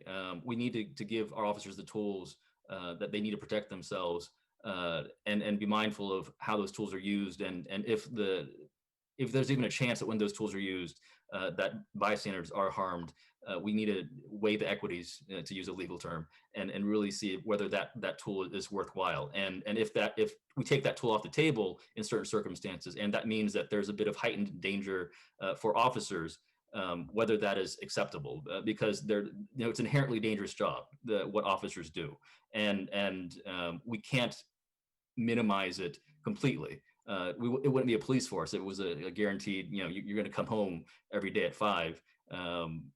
And there's a chance you may not, because you face somebody that is dangerous and depraved, and non-officers will come home. And that's why we honor officers. And that's why we hold, firefighters and officers, first responders up as heroes, right? So I guess I just put that out there for discussion. And I signed on to the memo, obviously. And so I'm supportive of the notion there. And I do think that in the context of the discussion we're having nationally about reimagining police and reforming police tactics, this should be front and center. If we take away the tool, we got to find ways to obtain the objective without the possibility of harming others. You got to be like water. And I know that if we were just say, let's ban it altogether, it's one tool we off the table. But I'm certain there would be more creative ways to achieve the same purpose. And I truly believe that. So thank you. I'll yield with that, Mayor.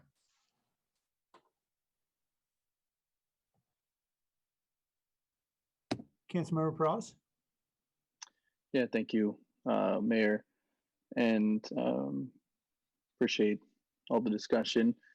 I was not intending to wait until close to 9 o'clock to speak, but from transitioning from City Hall to my parents' house to pick up my son back now home, I've switched devices a couple of times, and so my hand got lowered, and I've been re-raising. And I recognize the hour here, but I do want to be able to share some thoughts, and certainly as we get to a vote on these 3 important items. The first one I wanted to do, it sounds like we have 3 motions, which is a little awkward. But and I know, Mayor, you said that we would take each item separately. So, but it does sound like now at this point, contrary to how we traditionally will work, where we'll discuss a motion that's on the table. We have 3 motions right now, but we will take a vote separately on each. The conversation would spill over, and so it would be pretty unrealistic. So we have 3 on the table. We'll deal with them one at a time. Got it. So I think the 4.3 motion, the one that was actually kind of continued from our last discussion several weeks ago, I don't know if there's clarity on what that actual motion is on the table, just because I've heard a couple different comments of individuals that seem to support 2 different beliefs on what that motion might be. And I'm speaking in regards to the ban on the projectile impact weapons within crowds. And so I wanted to see if we can just get clarity on that before I share my comments. Councilmember Esparza, it's your motion. Yes, and Tony, she has the motion ready. There we go. Tony, can you read it? Or post it? There we go. It's very long. Are you seeing Okay. it on the screen? Councilmember Peralez, does that work? I have a printout of it, so that's. I'll take a read of it right now. You want me to make the font bigger? Yes, Perfectly. please. Go ahead. Yeah. Yes, please. So it's the staff recommendation plus Councilmember Arenas's memo with the change of moving 1A to create a 2A. And then we just added the amendment to include a referral to the PIS-FIS work plan and make a referral to the IPA when an exception occurs, knowing that we have to make a notification in the CAD and wait until the ballot measure passes. Okay, and then There's a little ambiguity to the extent that if you scroll down, there's obviously there's a reference to the portion of the rubber bullet direction from our earlier memo. So Strengthen Amendment 6 to ban the use of rubber bullets. It's the staff recommendation. so you'd like to strike that, I assume. That's what I had understood you saying, Councilor Esparza, that you would not support 2A. So currently it's hold on, I'm pulling up the language. It is the, yes, it's correct. It's to the use of projectile impact weapons against persons for the purposes of crowd control and crowd dispersals is prohibited. And nothing in this section is intended to prohibit officers from using a projectile impact weapon against a person in crowd control situations who is actively attacking an officer or another person, or when an armed person poses a threat to officers or other persons. Okay, so that would, in other words, not support 2A, instead support the staff recommendation. Correct. So that's reflected in what Tony has.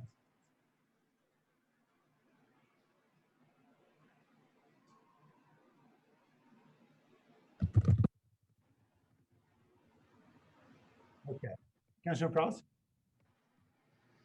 yeah, thank you. That's precisely what I was hoping to clarify. So appreciate that. And I do appreciate my colleagues' discussion and their thoughts on all of these really important items. And I just want to add that I'll say that our officers do actually hear what we discuss here. Some of them actually on these items relevant to policing stay up with us, not just the command staff that we have here to hear these discussions. And most others follow up through the media to hear the report outs on the decisions that we ultimately make at the end of the day or the evenings here. I actually just rode my patrol shift, my volunteer requirement as reserve officer a couple weekends ago, and got to hear from officers in regards to everything that's going on. And certainly I heard from a number of my friends that are officers ever since the protests took place.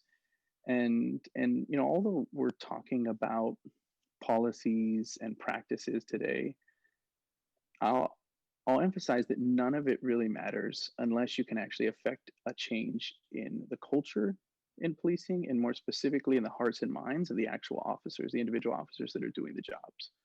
And a lot of that goes with a belief and an acceptance of the policies and practices that come into place, and how quickly changes may actually take effect. And I will say that much like we're seeing our chief and our acting chief here and our command staff here already suggesting and making changes some of them unprovoked by us, many of them provoked by the council through the issues and the challenges that we saw over the summer. That I'm also seeing it happen and occurring with the individual officers that are actually out there doing the work, as Captain Dwyer pointed out in regards to the number of officers, right, that and examples that he shared, and how officers were individually impacted by everything that was transpiring. And it's not just a matter of the issue specifically from a police officer's perspective. As we know, we have a number of African-American officers on our force, right, and minority officers here on our force, and how they are impacted as human beings also plays a part in what it is that we're doing, and ultimately what it is that we'll be able to affect change on. I do think that that's why really a lot of what we're discussing here is appropriate for the reimagining process, and that is precisely why I suggested that process in the first place, because for me, I think that there is really a potential for unintended consequences if we look at some of these decisions as simple, or if we make some of the decisions quickly.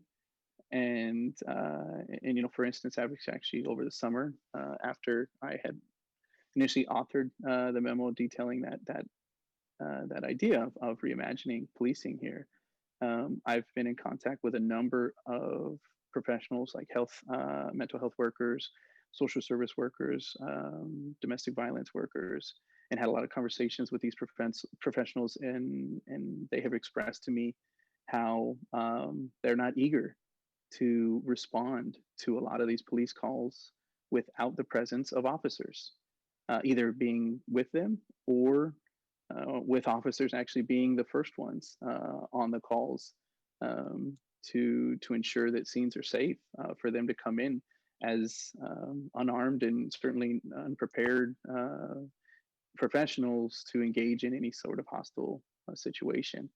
And that's, again, why the conversation, a really robust conversation in regards to engaging our community, engaging the professionals that we're talking about, assisting us in this reimagining process, should be done in an open environment, should be done in a very collaborative environment, an inclusive environment.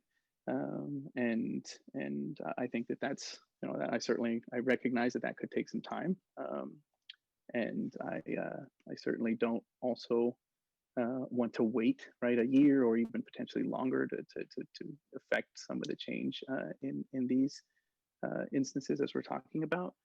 But the reality is that that we also don't want to make decisions that bring about unintended consequences, and we want to make sure that we have all the proper voices in the room.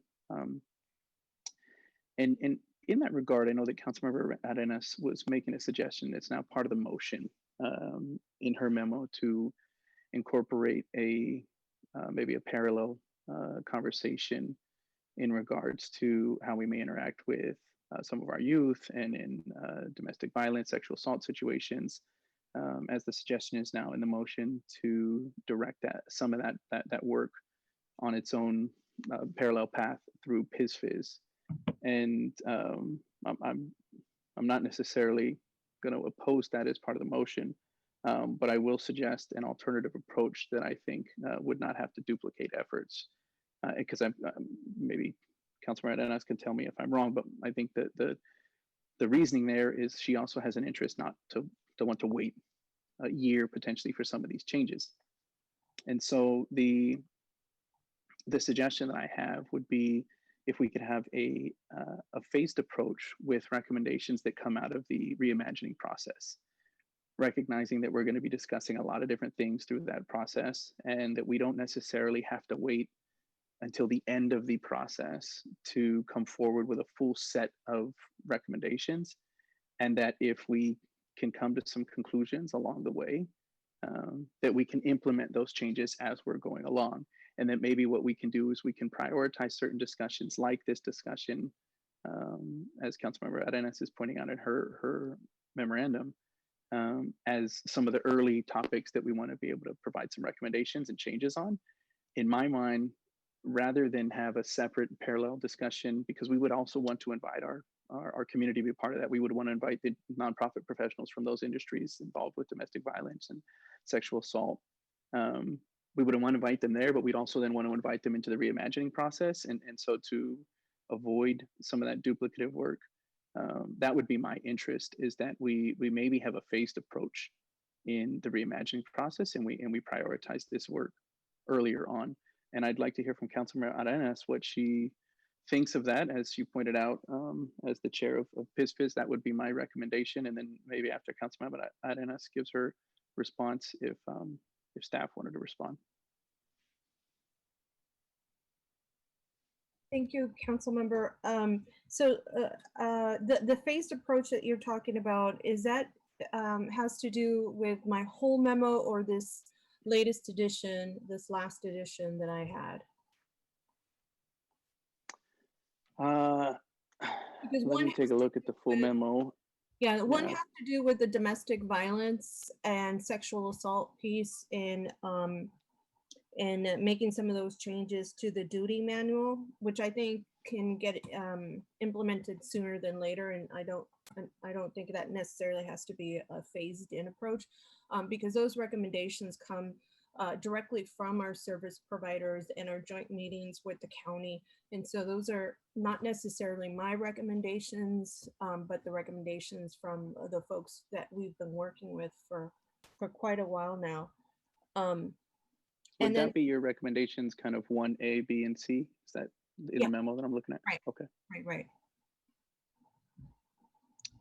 Yeah, I would agree with you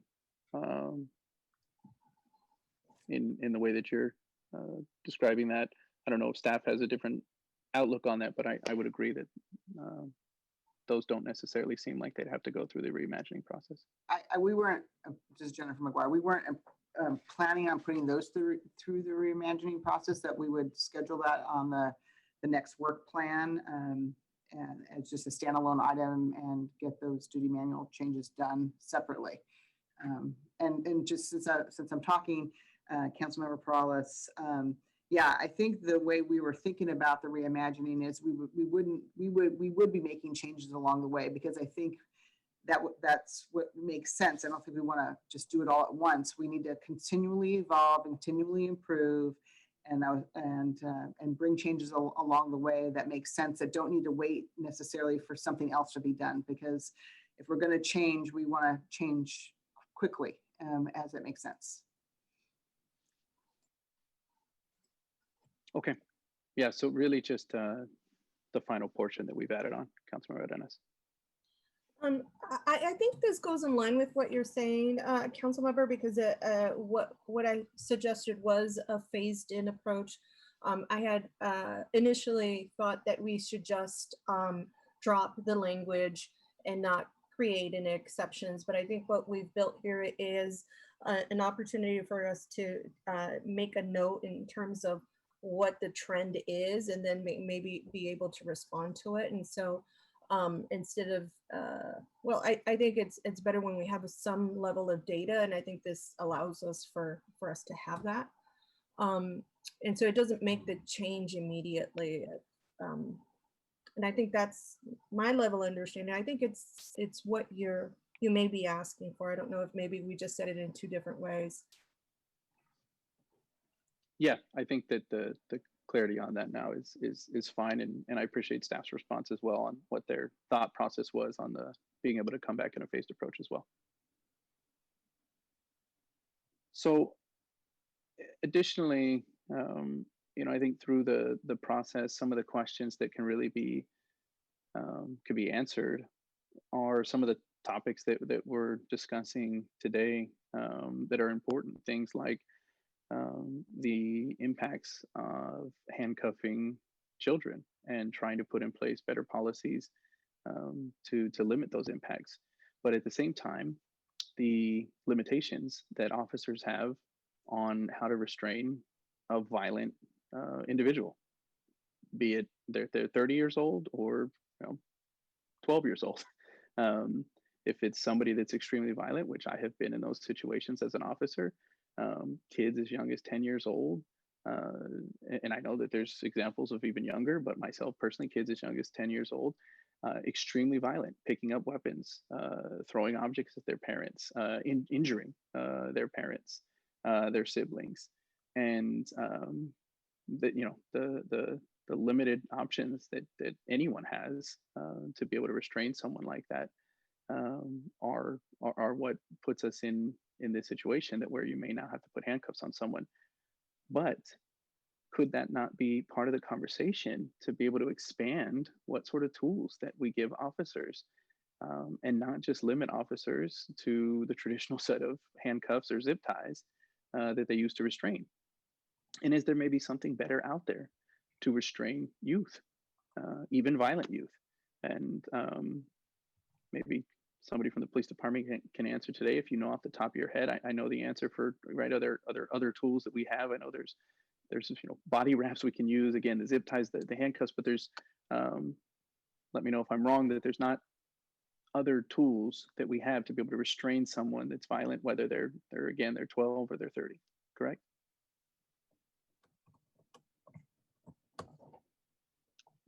Sorry, I hit the wrong button. Yeah, no, you're right, council member. At this point, there's not a whole lot of options we have in restraining other than the physical restraints we have now with handcuffs and zip ties. And the wrap, I don't even know in recent history, I don't even know, I can't even remember a time that a wrap has been used against a juvenile. Me neither. I was just listing off another form of restraint. There's not many, right?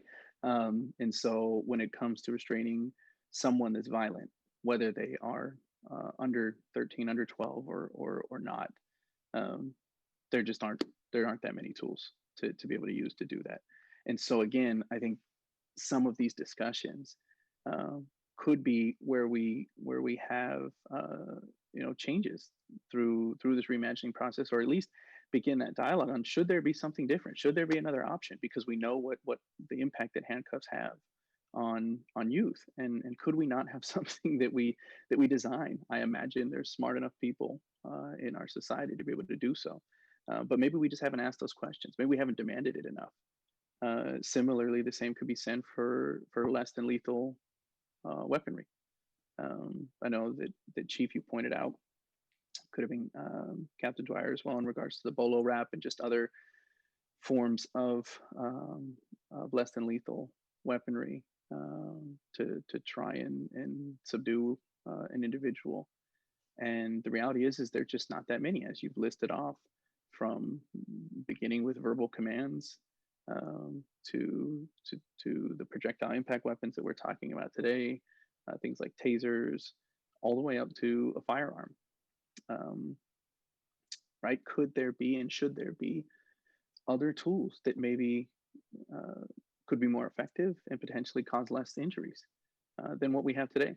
And those are discussions that I think that not only need to be had, but then ultimately, if the reality is that they don't exist, and we want them to, then we can't just put the blame on officers for the limited tools that they have and the overabundance or the over-reliance that we have on officers to address a myriad of issues in our society, and just a mere few of them being real violent, and the majority of them a lot of social issues, but yet that we call in police to respond to. And I think that there's a lot of anxiety on all sides of this issue, whether you've been subject to police arrests or police abuse, or if you're an officer and you've been subject to abuse from community members, or you've been stuck in situations where you only have limited tools to be able to utilize. And I can tell you, and as was pointed out by the responses here from our command staff, personally, every single day that I put on the uniform and went to work, never once did I wake up and go into work thinking that I would be getting into some sort of altercation that day, nor was I asking for it or hoping for it. I was hoping to go out, make a difference in my community, and then be able to come home to my family safely. And that's the majority of our officers in this country. Granted, we know and we've seen examples across the country of bad actors, and it's not just in policing. We know that it's in all industries and all walks of life. We have bad people, and we also have people that may be good people but make bad mistakes, and we've seen that, and we need to be able to right those wrongs. We need to be able to do better. We need to hold ourselves more accountable, no doubt. But the decisions that we make, the ramifications of them are and could be huge, and we want to be able to make those consciously, knowing what all those effects could be. And I'm appreciative of the dialogue that my colleagues have put into this discussion. The fact that we don't all necessarily see eye to eye, that is democracy, and that we are striving for a better society for our community members, not just here in San Jose, but setting examples as our city has, as our police department has, for the country. And I think we are achieving that today in how we are moving forward. I do think that for me personally, there were 3 issues that really stood out, that overshadowed the entirety of our police response during the protest. The first one was the way that we rolled out the curfew and how that put our council, I think, our officers and our community members in further jeopardy. And this has been discussed. I've made this personally clear after the first weekend of protest, as I advocated that we end the curfew, because I felt that it would further exacerbate if we kept it in place, some of the civil unrest. And ultimately, I think that we did not see any escalation. And in fact, as the police department changed some of their tactics and their response, we were able to maintain predominantly peaceful protest following that decision. The other 2 were the inappropriate actions of individual officers, and we know that the most prominent one, as has been brought up numerous times, is being Officer Jared Ewan. And so I appreciate the response from our police department and the command staff in the response today, just to clarify that he is not on patrol, he's not in the streets, he's not responding to calls. He is on administrative duty until the internal affairs investigation and ultimately the IPA. I know that the majority of the complaints coming in were regarding him, and until that is complete. The last one for me was the number of peaceful protesters that were struck and injured by the projectile impact weapons. And the most prominent example, as we've also talked about at length, is Derek Sanderlin. And certainly, I think the irony of his work with trying to better our police department and ultimately falling victim to one of these projectiles. And so I think that we have had an opportunity to address these, and I really do appreciate the police department's response. And I wanted to be able to just read off, and I know that the chief already read it off, but I want to be able to read off the police department's the 3rd bullet on the new duty manual section. That really, I think, is what makes a difference here, because it says such use shall be in compliance with the duty manual section L2629, use of projectile impact weapons when aiming a PIW at a violent individual during crowd control situations. Officers are reminded of their responsibility for accurate round placement and their duty to avoid striking unintended subjects. In such circumstances, officers shall consider alternate solutions if the crowd density creates an unnecessary risk of striking individuals against whom the use of a PIW is not intended. That's followed up by talking about any violations of that policy would result in subject an officer to a department-initiated investigation and could lead to discipline, because again, that would not be within policy if that was not followed. And for me, I think that the major issue that we had, and it was expressed in the police report, was that we had essentially the completely opposite policy. We had a policy that was allowing and authorizing the use of these impact weapons to be ricocheted off of the ground, specifically to just disperse a crowd. And as was pointed out in the report, I think that was really telling. For no other circumstance besides the fact that we had never had a situation like this, we hadn't used it. There hadn't been a real life situation of mass protest like this and deploying the use of these weapons in that manner. And ultimately, after the first weekend of protest, and what we saw occur, and how ineffective they were, and in fact the opposite, how maybe effective they were at hitting innocent individuals, the policy changed. And this was actually before even our provoking it to do so. And I appreciate that response from the chief in recognizing that that this is a change that needed to occur. Apologize, my Bluetooth just died.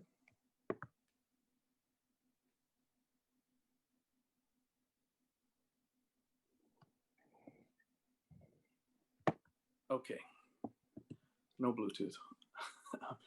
So I do appreciate the police department, the chief recognizing that, and being able to put in place that change, because now what we have is a duty manual policy that specifically prohibits that particular use of these projectiles. And for me, I feel as though that is the number one reason why we saw individuals, innocent individuals, peaceful protesters, become injured by these projectiles because of their ricochet, because of their inaccuracy, and that the restricted use that is now put in place in the duty manual policy, limiting that use for actual violent aggressors, to be able to subdue those individuals, and knowing that a violation of the policy, knowing that you have to factor in the surrounding areas, the individuals, the innocent individuals that may be surrounding that violent aggressor, that has to now be part of the thought process, whereas it didn't have to be before at all. In fact, it was just a matter of, we're just dispersing the crowd regardless of who may be there. That is a significant change. And I will say that for me, and certainly knowing that gone into situations where I have been in numerous situations, one specific example of pulling out my baton on a young car thief that was beginning to get aggressive. I did not want to use a bat on a human being. I did not. I don't know many officers that get excited about that. And although when you have limited tools at your discretion, you have to be able to utilize what's there. And in fact, when the duty manual authorizes those, these are tools that officers feel comfortable and that they can use.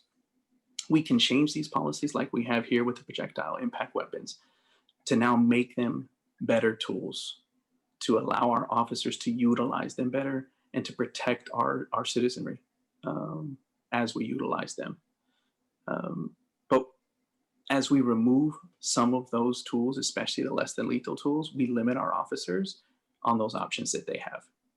And then you do put officers in these situations where maybe you're asking them simply to strike somebody with a baton. Or ultimately, in certain circumstances, you may be asking them to use their firearm versus a less than lethal projectile. And I don't think that's the type of limit that we should put on our officers and that we should put within our community. I do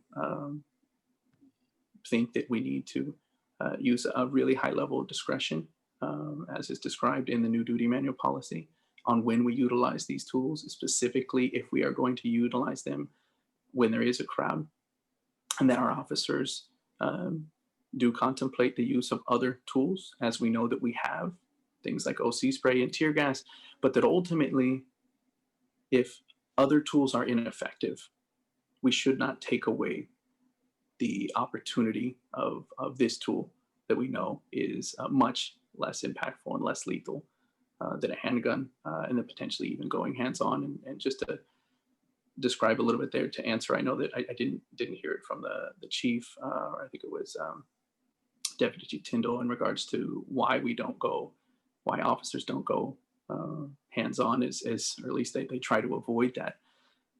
Every single officer out there is carrying a gun on them, sometimes a couple guns.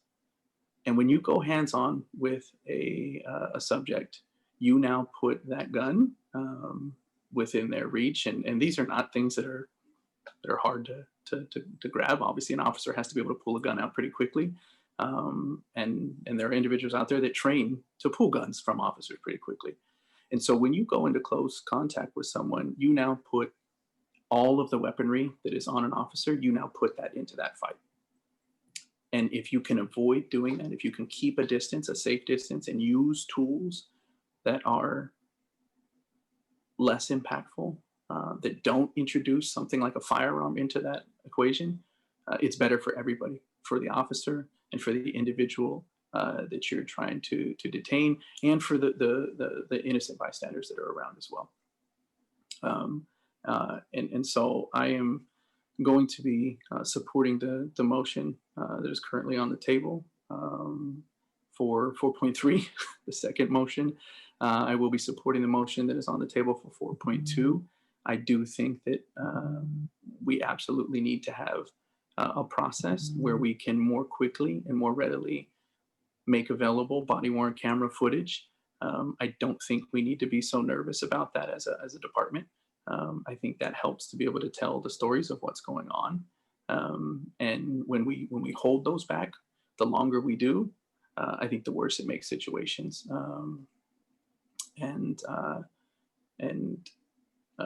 I will be supporting as well the acceptance of the after action report, knowing that this indeed is not the final report, knowing that we will have a more comprehensive one through our independent police auditor and the consultant that we're hiring.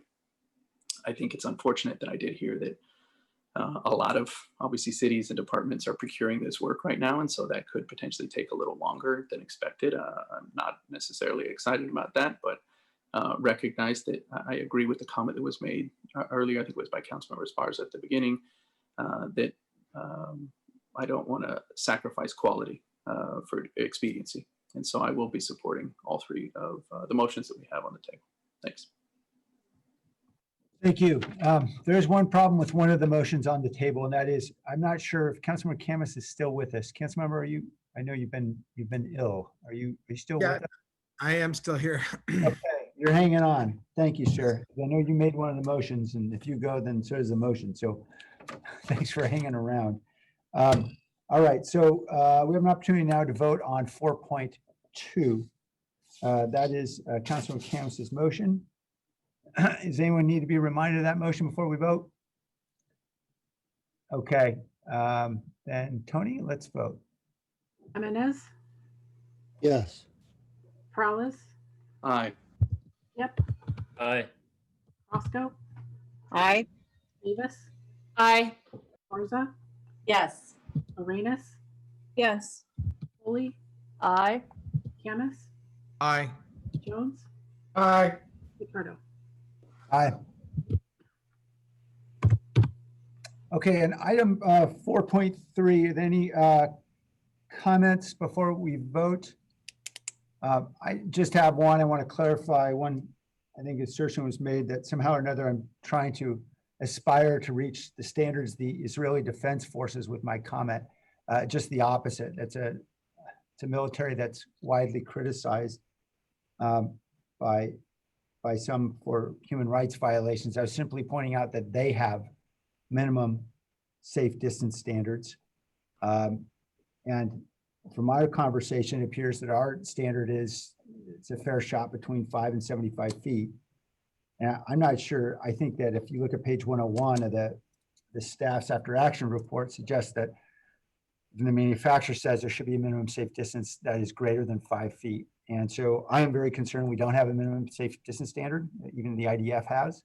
I would strongly encourage SJPD to consider that, but I understand that they are not amenable to it. So I suspect that it's going to be something like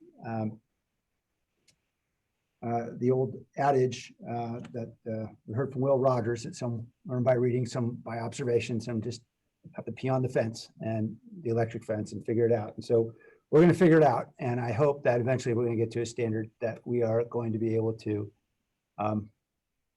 feel confident we'll keep everyone as safe as possible, both officers and bystanders. Okay, let's vote on 4.3. Jimenez, Aye. Peralez, Aye. Yep, Aye. Roscoe, Aye.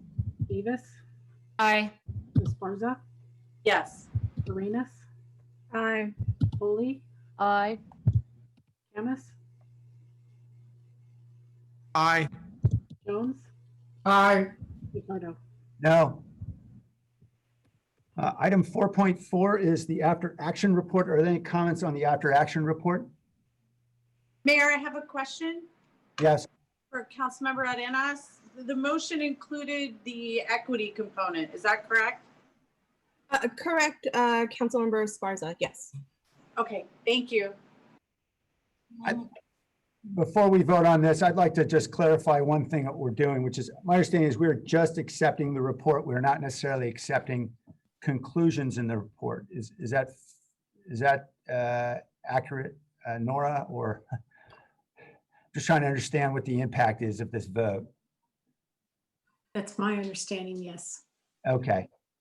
Because I know that there are some who may say, well, we're approving portions of the report, like, for example, on page 6, that concludes that our problems emanated from insufficient equipment. And I know that some may believe that that then should justify, or that's some way of us heading down the road along a shopping trip for devices and equipment for the police department, ranging from a fixed wing aircraft, a UAS to LRADs. And from my reading of the report, it seemed to me that there are alternatives to expending enormous amounts of money on more devices. I know with regard to the UAS, I know it was available, it wasn't used because we didn't have pilots trained to use it. So that I assume will change in the months ahead. With regard to LRAD, although we only had one in the police department, the EOC had several. My understanding is there just needs to be coordination with the EOC so we can get more LRAD devices at our disposal to be able to communicate more clearly. With regard to, I think item G was the red dot gear that would be applicable to helping officers aim better with regard to the rubber bullets. Page 100 of the after action report describes how special operations 40mm devices are equipped with red dot options, optics, and a flashlight. And so clearly some of these things we do have, and even the fixed wing aircraft, I know we don't have a plane, but we did just buy a new helicopter, and the county has access to a plane, as I understand it, 2 days a week. And it seems to me that could be something we could negotiate and discuss with the county about how we could get greater access to their plane if we needed to supplement what our helicopter does. So I just don't want our approval of this to be somehow or another suggestion to the city manager or to the police chief that this is a green light on spending when we're going into a very, very difficult budgetary year. And I want to save every dollar we've got to keep people on board. I think we got to focus our dollars on people, not on devices or machines. So I just want to make that clear so there won't be any misunderstanding when it comes time for budget. Yeah, and I just, if I could, Mayor, just let me just acknowledge that, absolutely. The recommendations are internal to the police chief, and I'm not viewing this as the council or your endorsement of those recommendations, only that we've done the report as requested to bringing it to council for approval. Thank you. All right, let's vote on item 4.4. And Mayor, I can clarify and just add that to accept the report for informational purposes only, as I am also concerned that people would think that we are supporting everything that's in the report. And Mayor, you are accepting the report. You're not approving the report as a council. It was Right. to be brought back to you, and so you're accepting it. Okay. So I know Councilmember Arenas, it appears you wanted to perhaps modify, I'm not sure you do, based on what Nora has just said, you still want to modify your motion?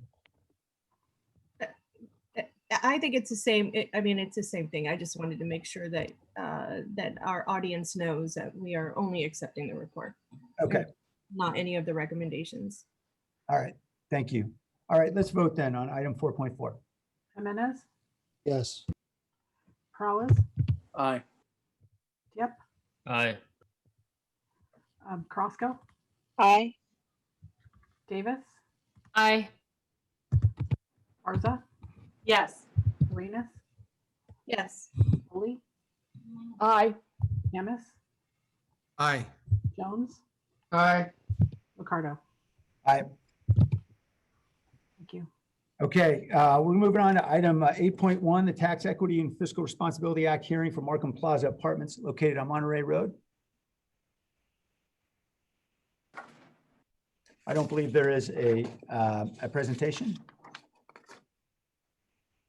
There is not. Okay, is there a motion, Councilmember Esparza? Yes, thank you, Mayor. So I just wanted to thank staff and thank CORE for all of their work on this. This is an opportunity to leverage more of County Measure A funds to increase investments in Markham Plaza, which both buildings combined are 300 units. And they need investments to ensure the safety and the well-being of the residents there. And so I'd like to thank staff and CORE for their work in ensuring that that work is done and that we're able to add services and security improvements. So I'd like to move my memo, which is to accept the updated security plan described in the staff supplemental memo, including ensuring the hiring of a second on-site security guard covering from 8 p.m. to 8 a.m. in addition to the 24-hour security guard. Second. All right, motion and second. Any comments? We have any comments from members of the community on item 8.1, the TEFRA hearing for Markham Plaza Apartments on Monterey Road? Person with a phone number ending 5140.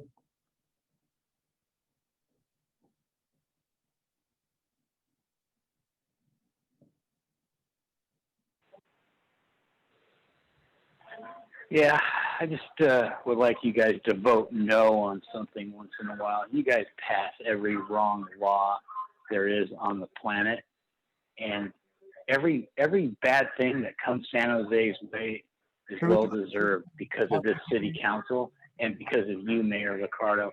You, Mayor Ricardo, are terrible. You're terrible. Thank you. All right, back to the council. Let's vote. Jimenez, Yes. Peralez, Aye. Yep, Aye. Crosco, Aye. Davis, Aye. Arza, Yes. Arenas, Yes. Foley, Aye. Camus, Jones, Aye. Ricardo. Aye. All right, item 8.2 is the approval of loan commitment to Blossom Hill LP for the development of Blossom Hill Senior Apartments. There's a presentation here on 8.2 and 8.3, which is approval of a loan commitment to Moore Park Associates for development of 1710 Moore Park development. Hi, Jackie. Hi, I'm Jackie Morales-Ferrand. I'm the director of the housing department. And Rachel Vanderveen is the deputy director, and she's with me here, and she's going to be sharing her screen any moment now to show our presentation. So I just have a few opening comments. Our presentation will provide highlights of 2 affordable housing developments that will meet 3 important city priorities. The first, to provide affordable housing to meet the city's 10,000 unit goal. 2, to provide permanent supportive housing to address the needs of our homeless residents. And finally, to ensure that we are housing our most vulnerable residents by investing more than 45% of our resources towards funding extremely low-income housing in the city of San Jose. We have 2 quality, experienced developers, Charity Housing and Mid-Penn, who have worked diligently to bring forward these 2 developments. I'm turning it over to Rachel, who will provide the highlights. Good evening, Mayor and City Council. Rachel Vanderveen, Deputy Director of the Housing Department. I'm pleased to share with you these 2 developments moving forward in our community.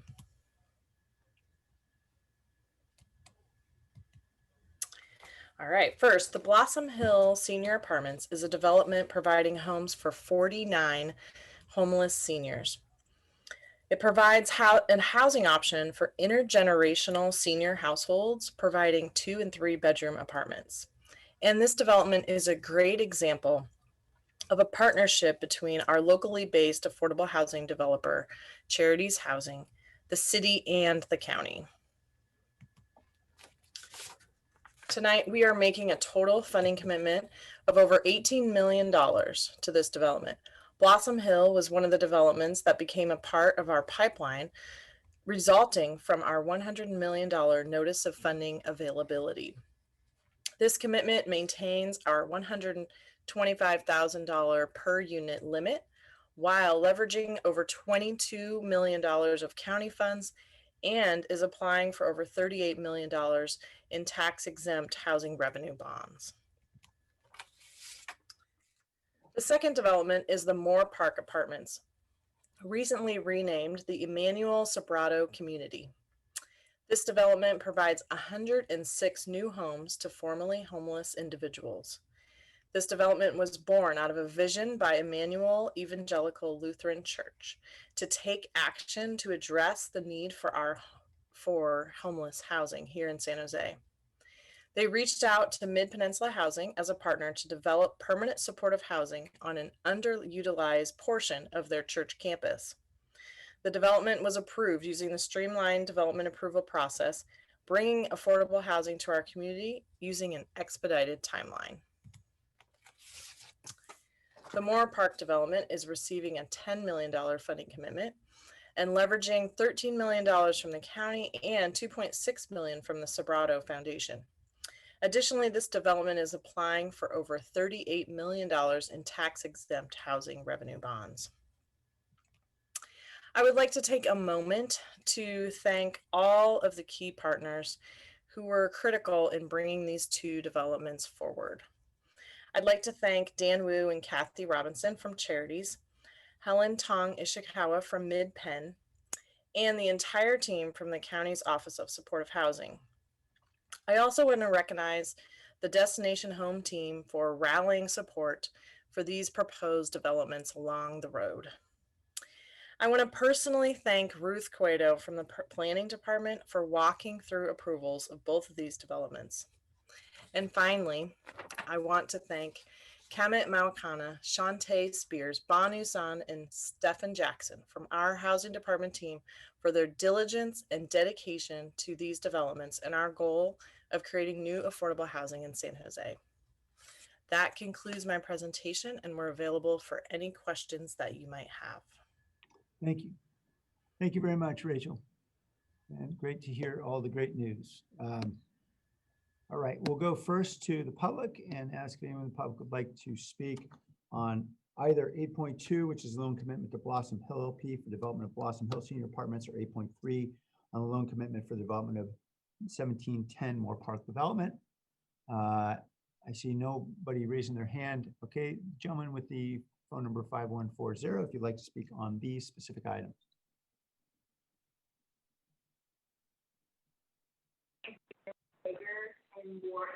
Yeah, I think homeless housing developments are crazy.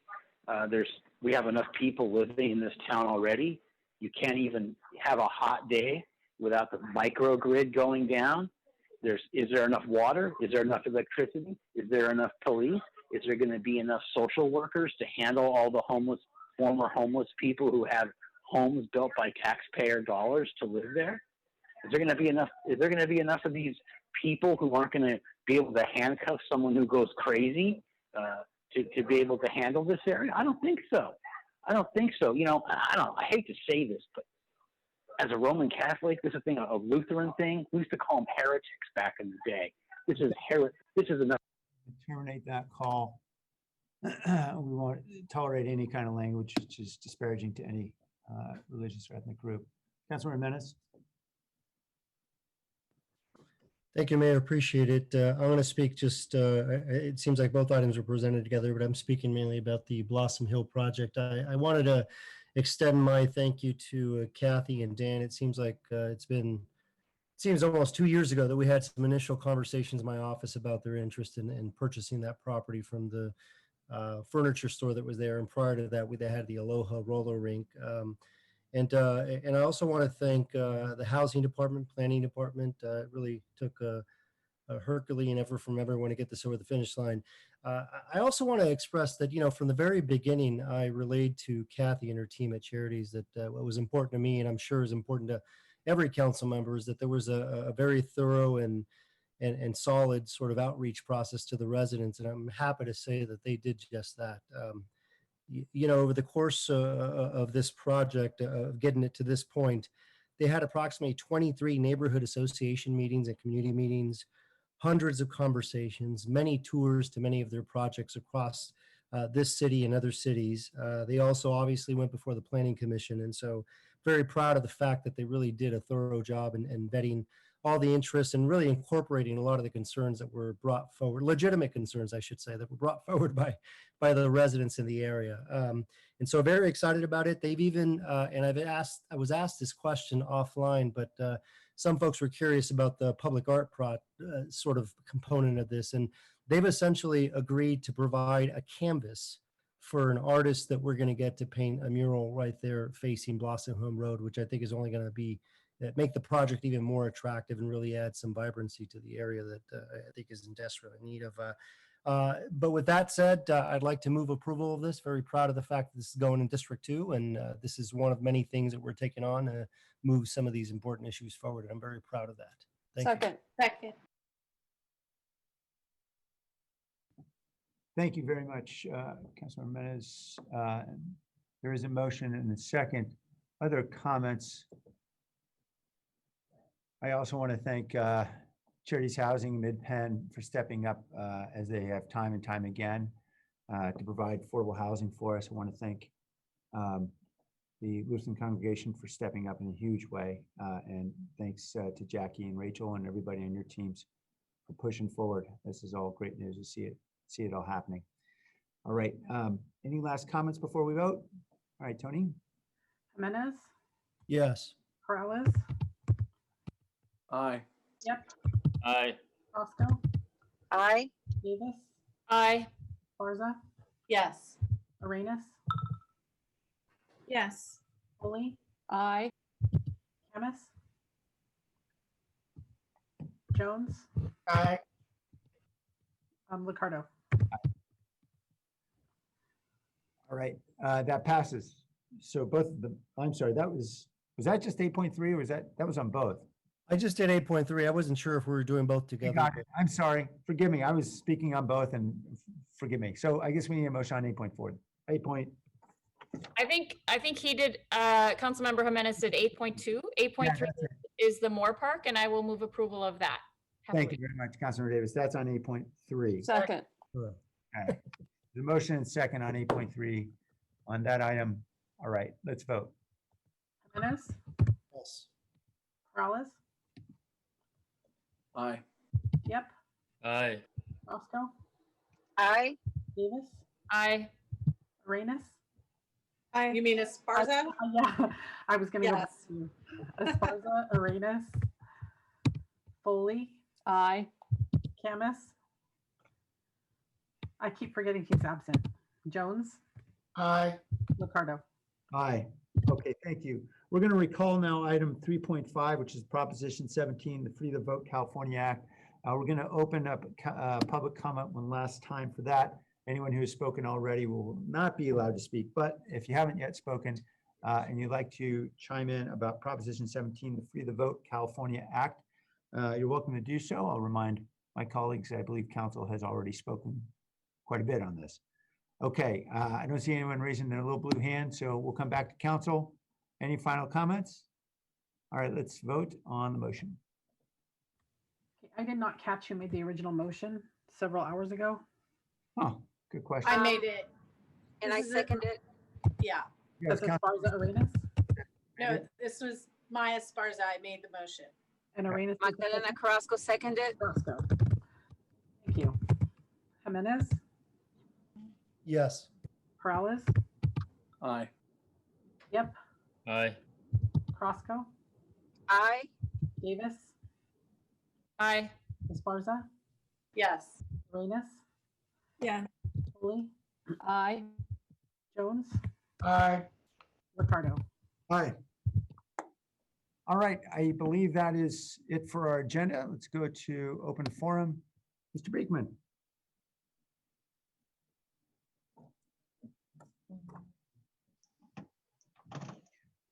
Hi, thank you.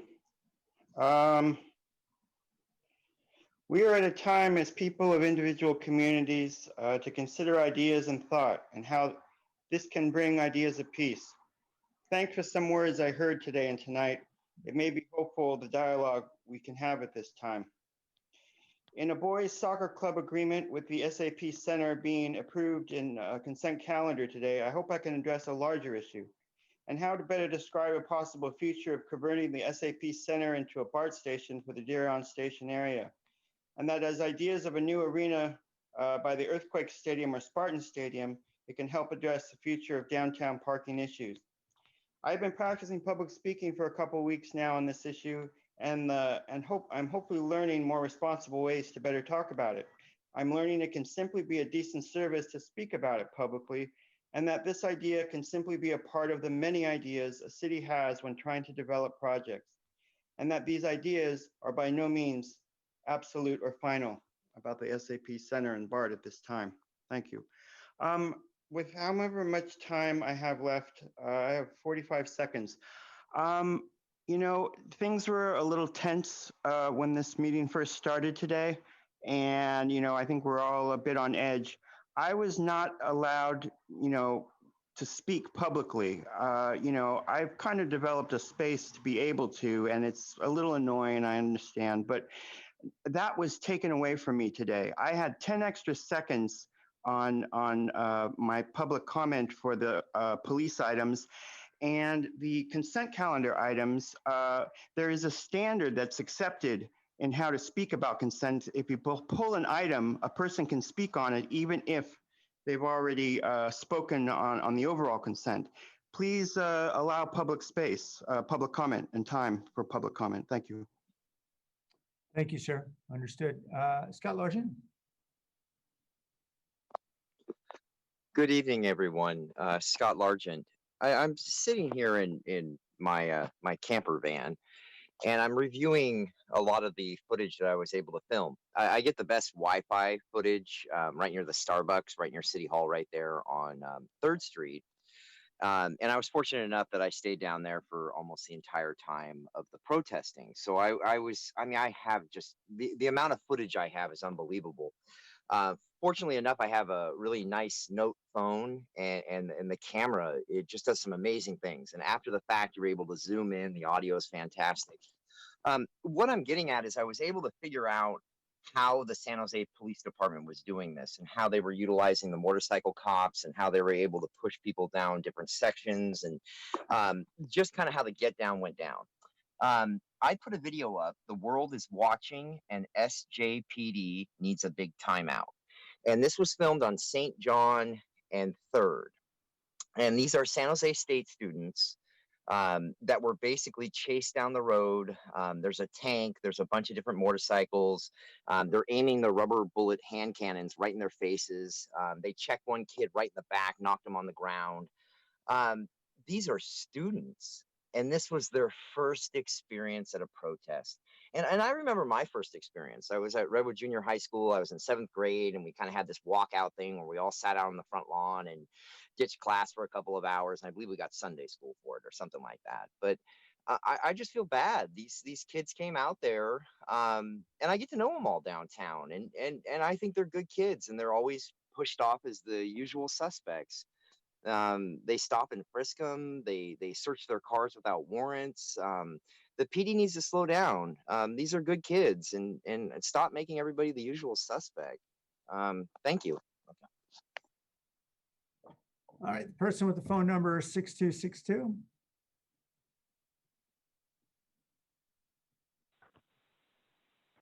Good evening, Mayor and Council. This is Rolando Brand, South San Jose. I want to thank you for your generous 2 minutes at this late hour, and I wish your generosity would rub off onto your VTA peers. The thing I really want to talk to you about, though, is gas blowers. As you know, many of us now are basically homebound, and we have got to work from our homes all day long.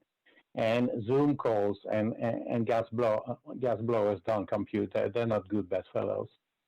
So I was wondering if the council would consider some kind of ordinance that would ban gas blowers at least between 9 a.m. and 9 to 5 every day, so that we can carry on with our business from our homes. And my last comment, please remind Council Member Carrasco to wear a seatbelt, which is on driving during Zoom calls. Thank you.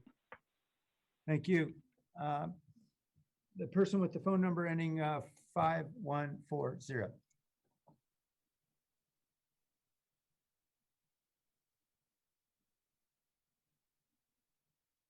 Sir, you still are on mute. You could unmute. Hello. Yeah, there's many things the city does wrong, and all these new developments. Just vote no right now. This is not the time to start building, and including the Weingarten debacle over there that Pam Foley loves so much. It's going to be a disaster if you decide to build there. Secondly, what's with the new BMW motorcycles for the San Jose Police Department? I mean, it's always been a snooty, yuppie department with everybody becoming a millionaire during their retirement years or before. We even had some people who decided to money launder $18 million from a private security company. One of your, very best blue boys there trying to do an illegal business in a security company. Nobody knew about it either. I don't believe it. Also, vote no on Prop 17. Hey, these felons and these pedophiles that seem to be getting all this positive attention, I hope every single felon and pedophile moves next door to everybody on that city council, including you, Sam Liccardo. It looks like you got some decent neighbors, but imagine if those other people started moving in. You already have enough trouble with spray paint on the front of your house. Thirdly, good riddance to Eddie Garcia. However, we probably will miss him when we're gone, because I can just imagine what kind of loser is going to be appointed to be the new police chief. And as for arresting people, if I was a cop and a skinny millennial was yelling in my face, I'd punch him too. I probably wouldn't use a shotgun. I'd probably use my fist.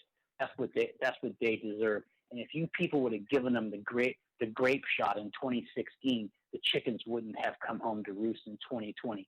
SJPD and Sam Liccardo, you guys get what you deserve. You're a terrible. Thank you. The person with the phone number ending 1367. Yes, this is Lillian from District 6. I listened to the entire city council meeting today. I really appreciate Councilwoman Arenas talking about the sexual assault program and the domestic violence. There was not much comment from the police chief Knopf, and these are areas that I think during this time we're forgetting some of the most important things that women need from a police department, and that is to investigate these things and not let us out there to dry. But really, I'm calling about the reimagining that the council members spoke about, the police chief and all the other police involved in the reimagining of what police work should be. I'm hoping we have more community policing, but when Jennifer spoke about the gap and the partners we need in that gap, where is that funding going to come from? Is it going to be defunding the police department to help with those partners? We talk about defunding the police department. What does that really mean? Have you even discussed that? So when you talk about reimagining, I'm hoping that you're going to be able to look at the financial goals of bringing in those partners, such as mental health workers, to help out when police are called, and that we don't have escalating situations, because you have people involved that have the expertise to deal with those situations. Thank you so much. Thank you. All right, that concludes our meeting.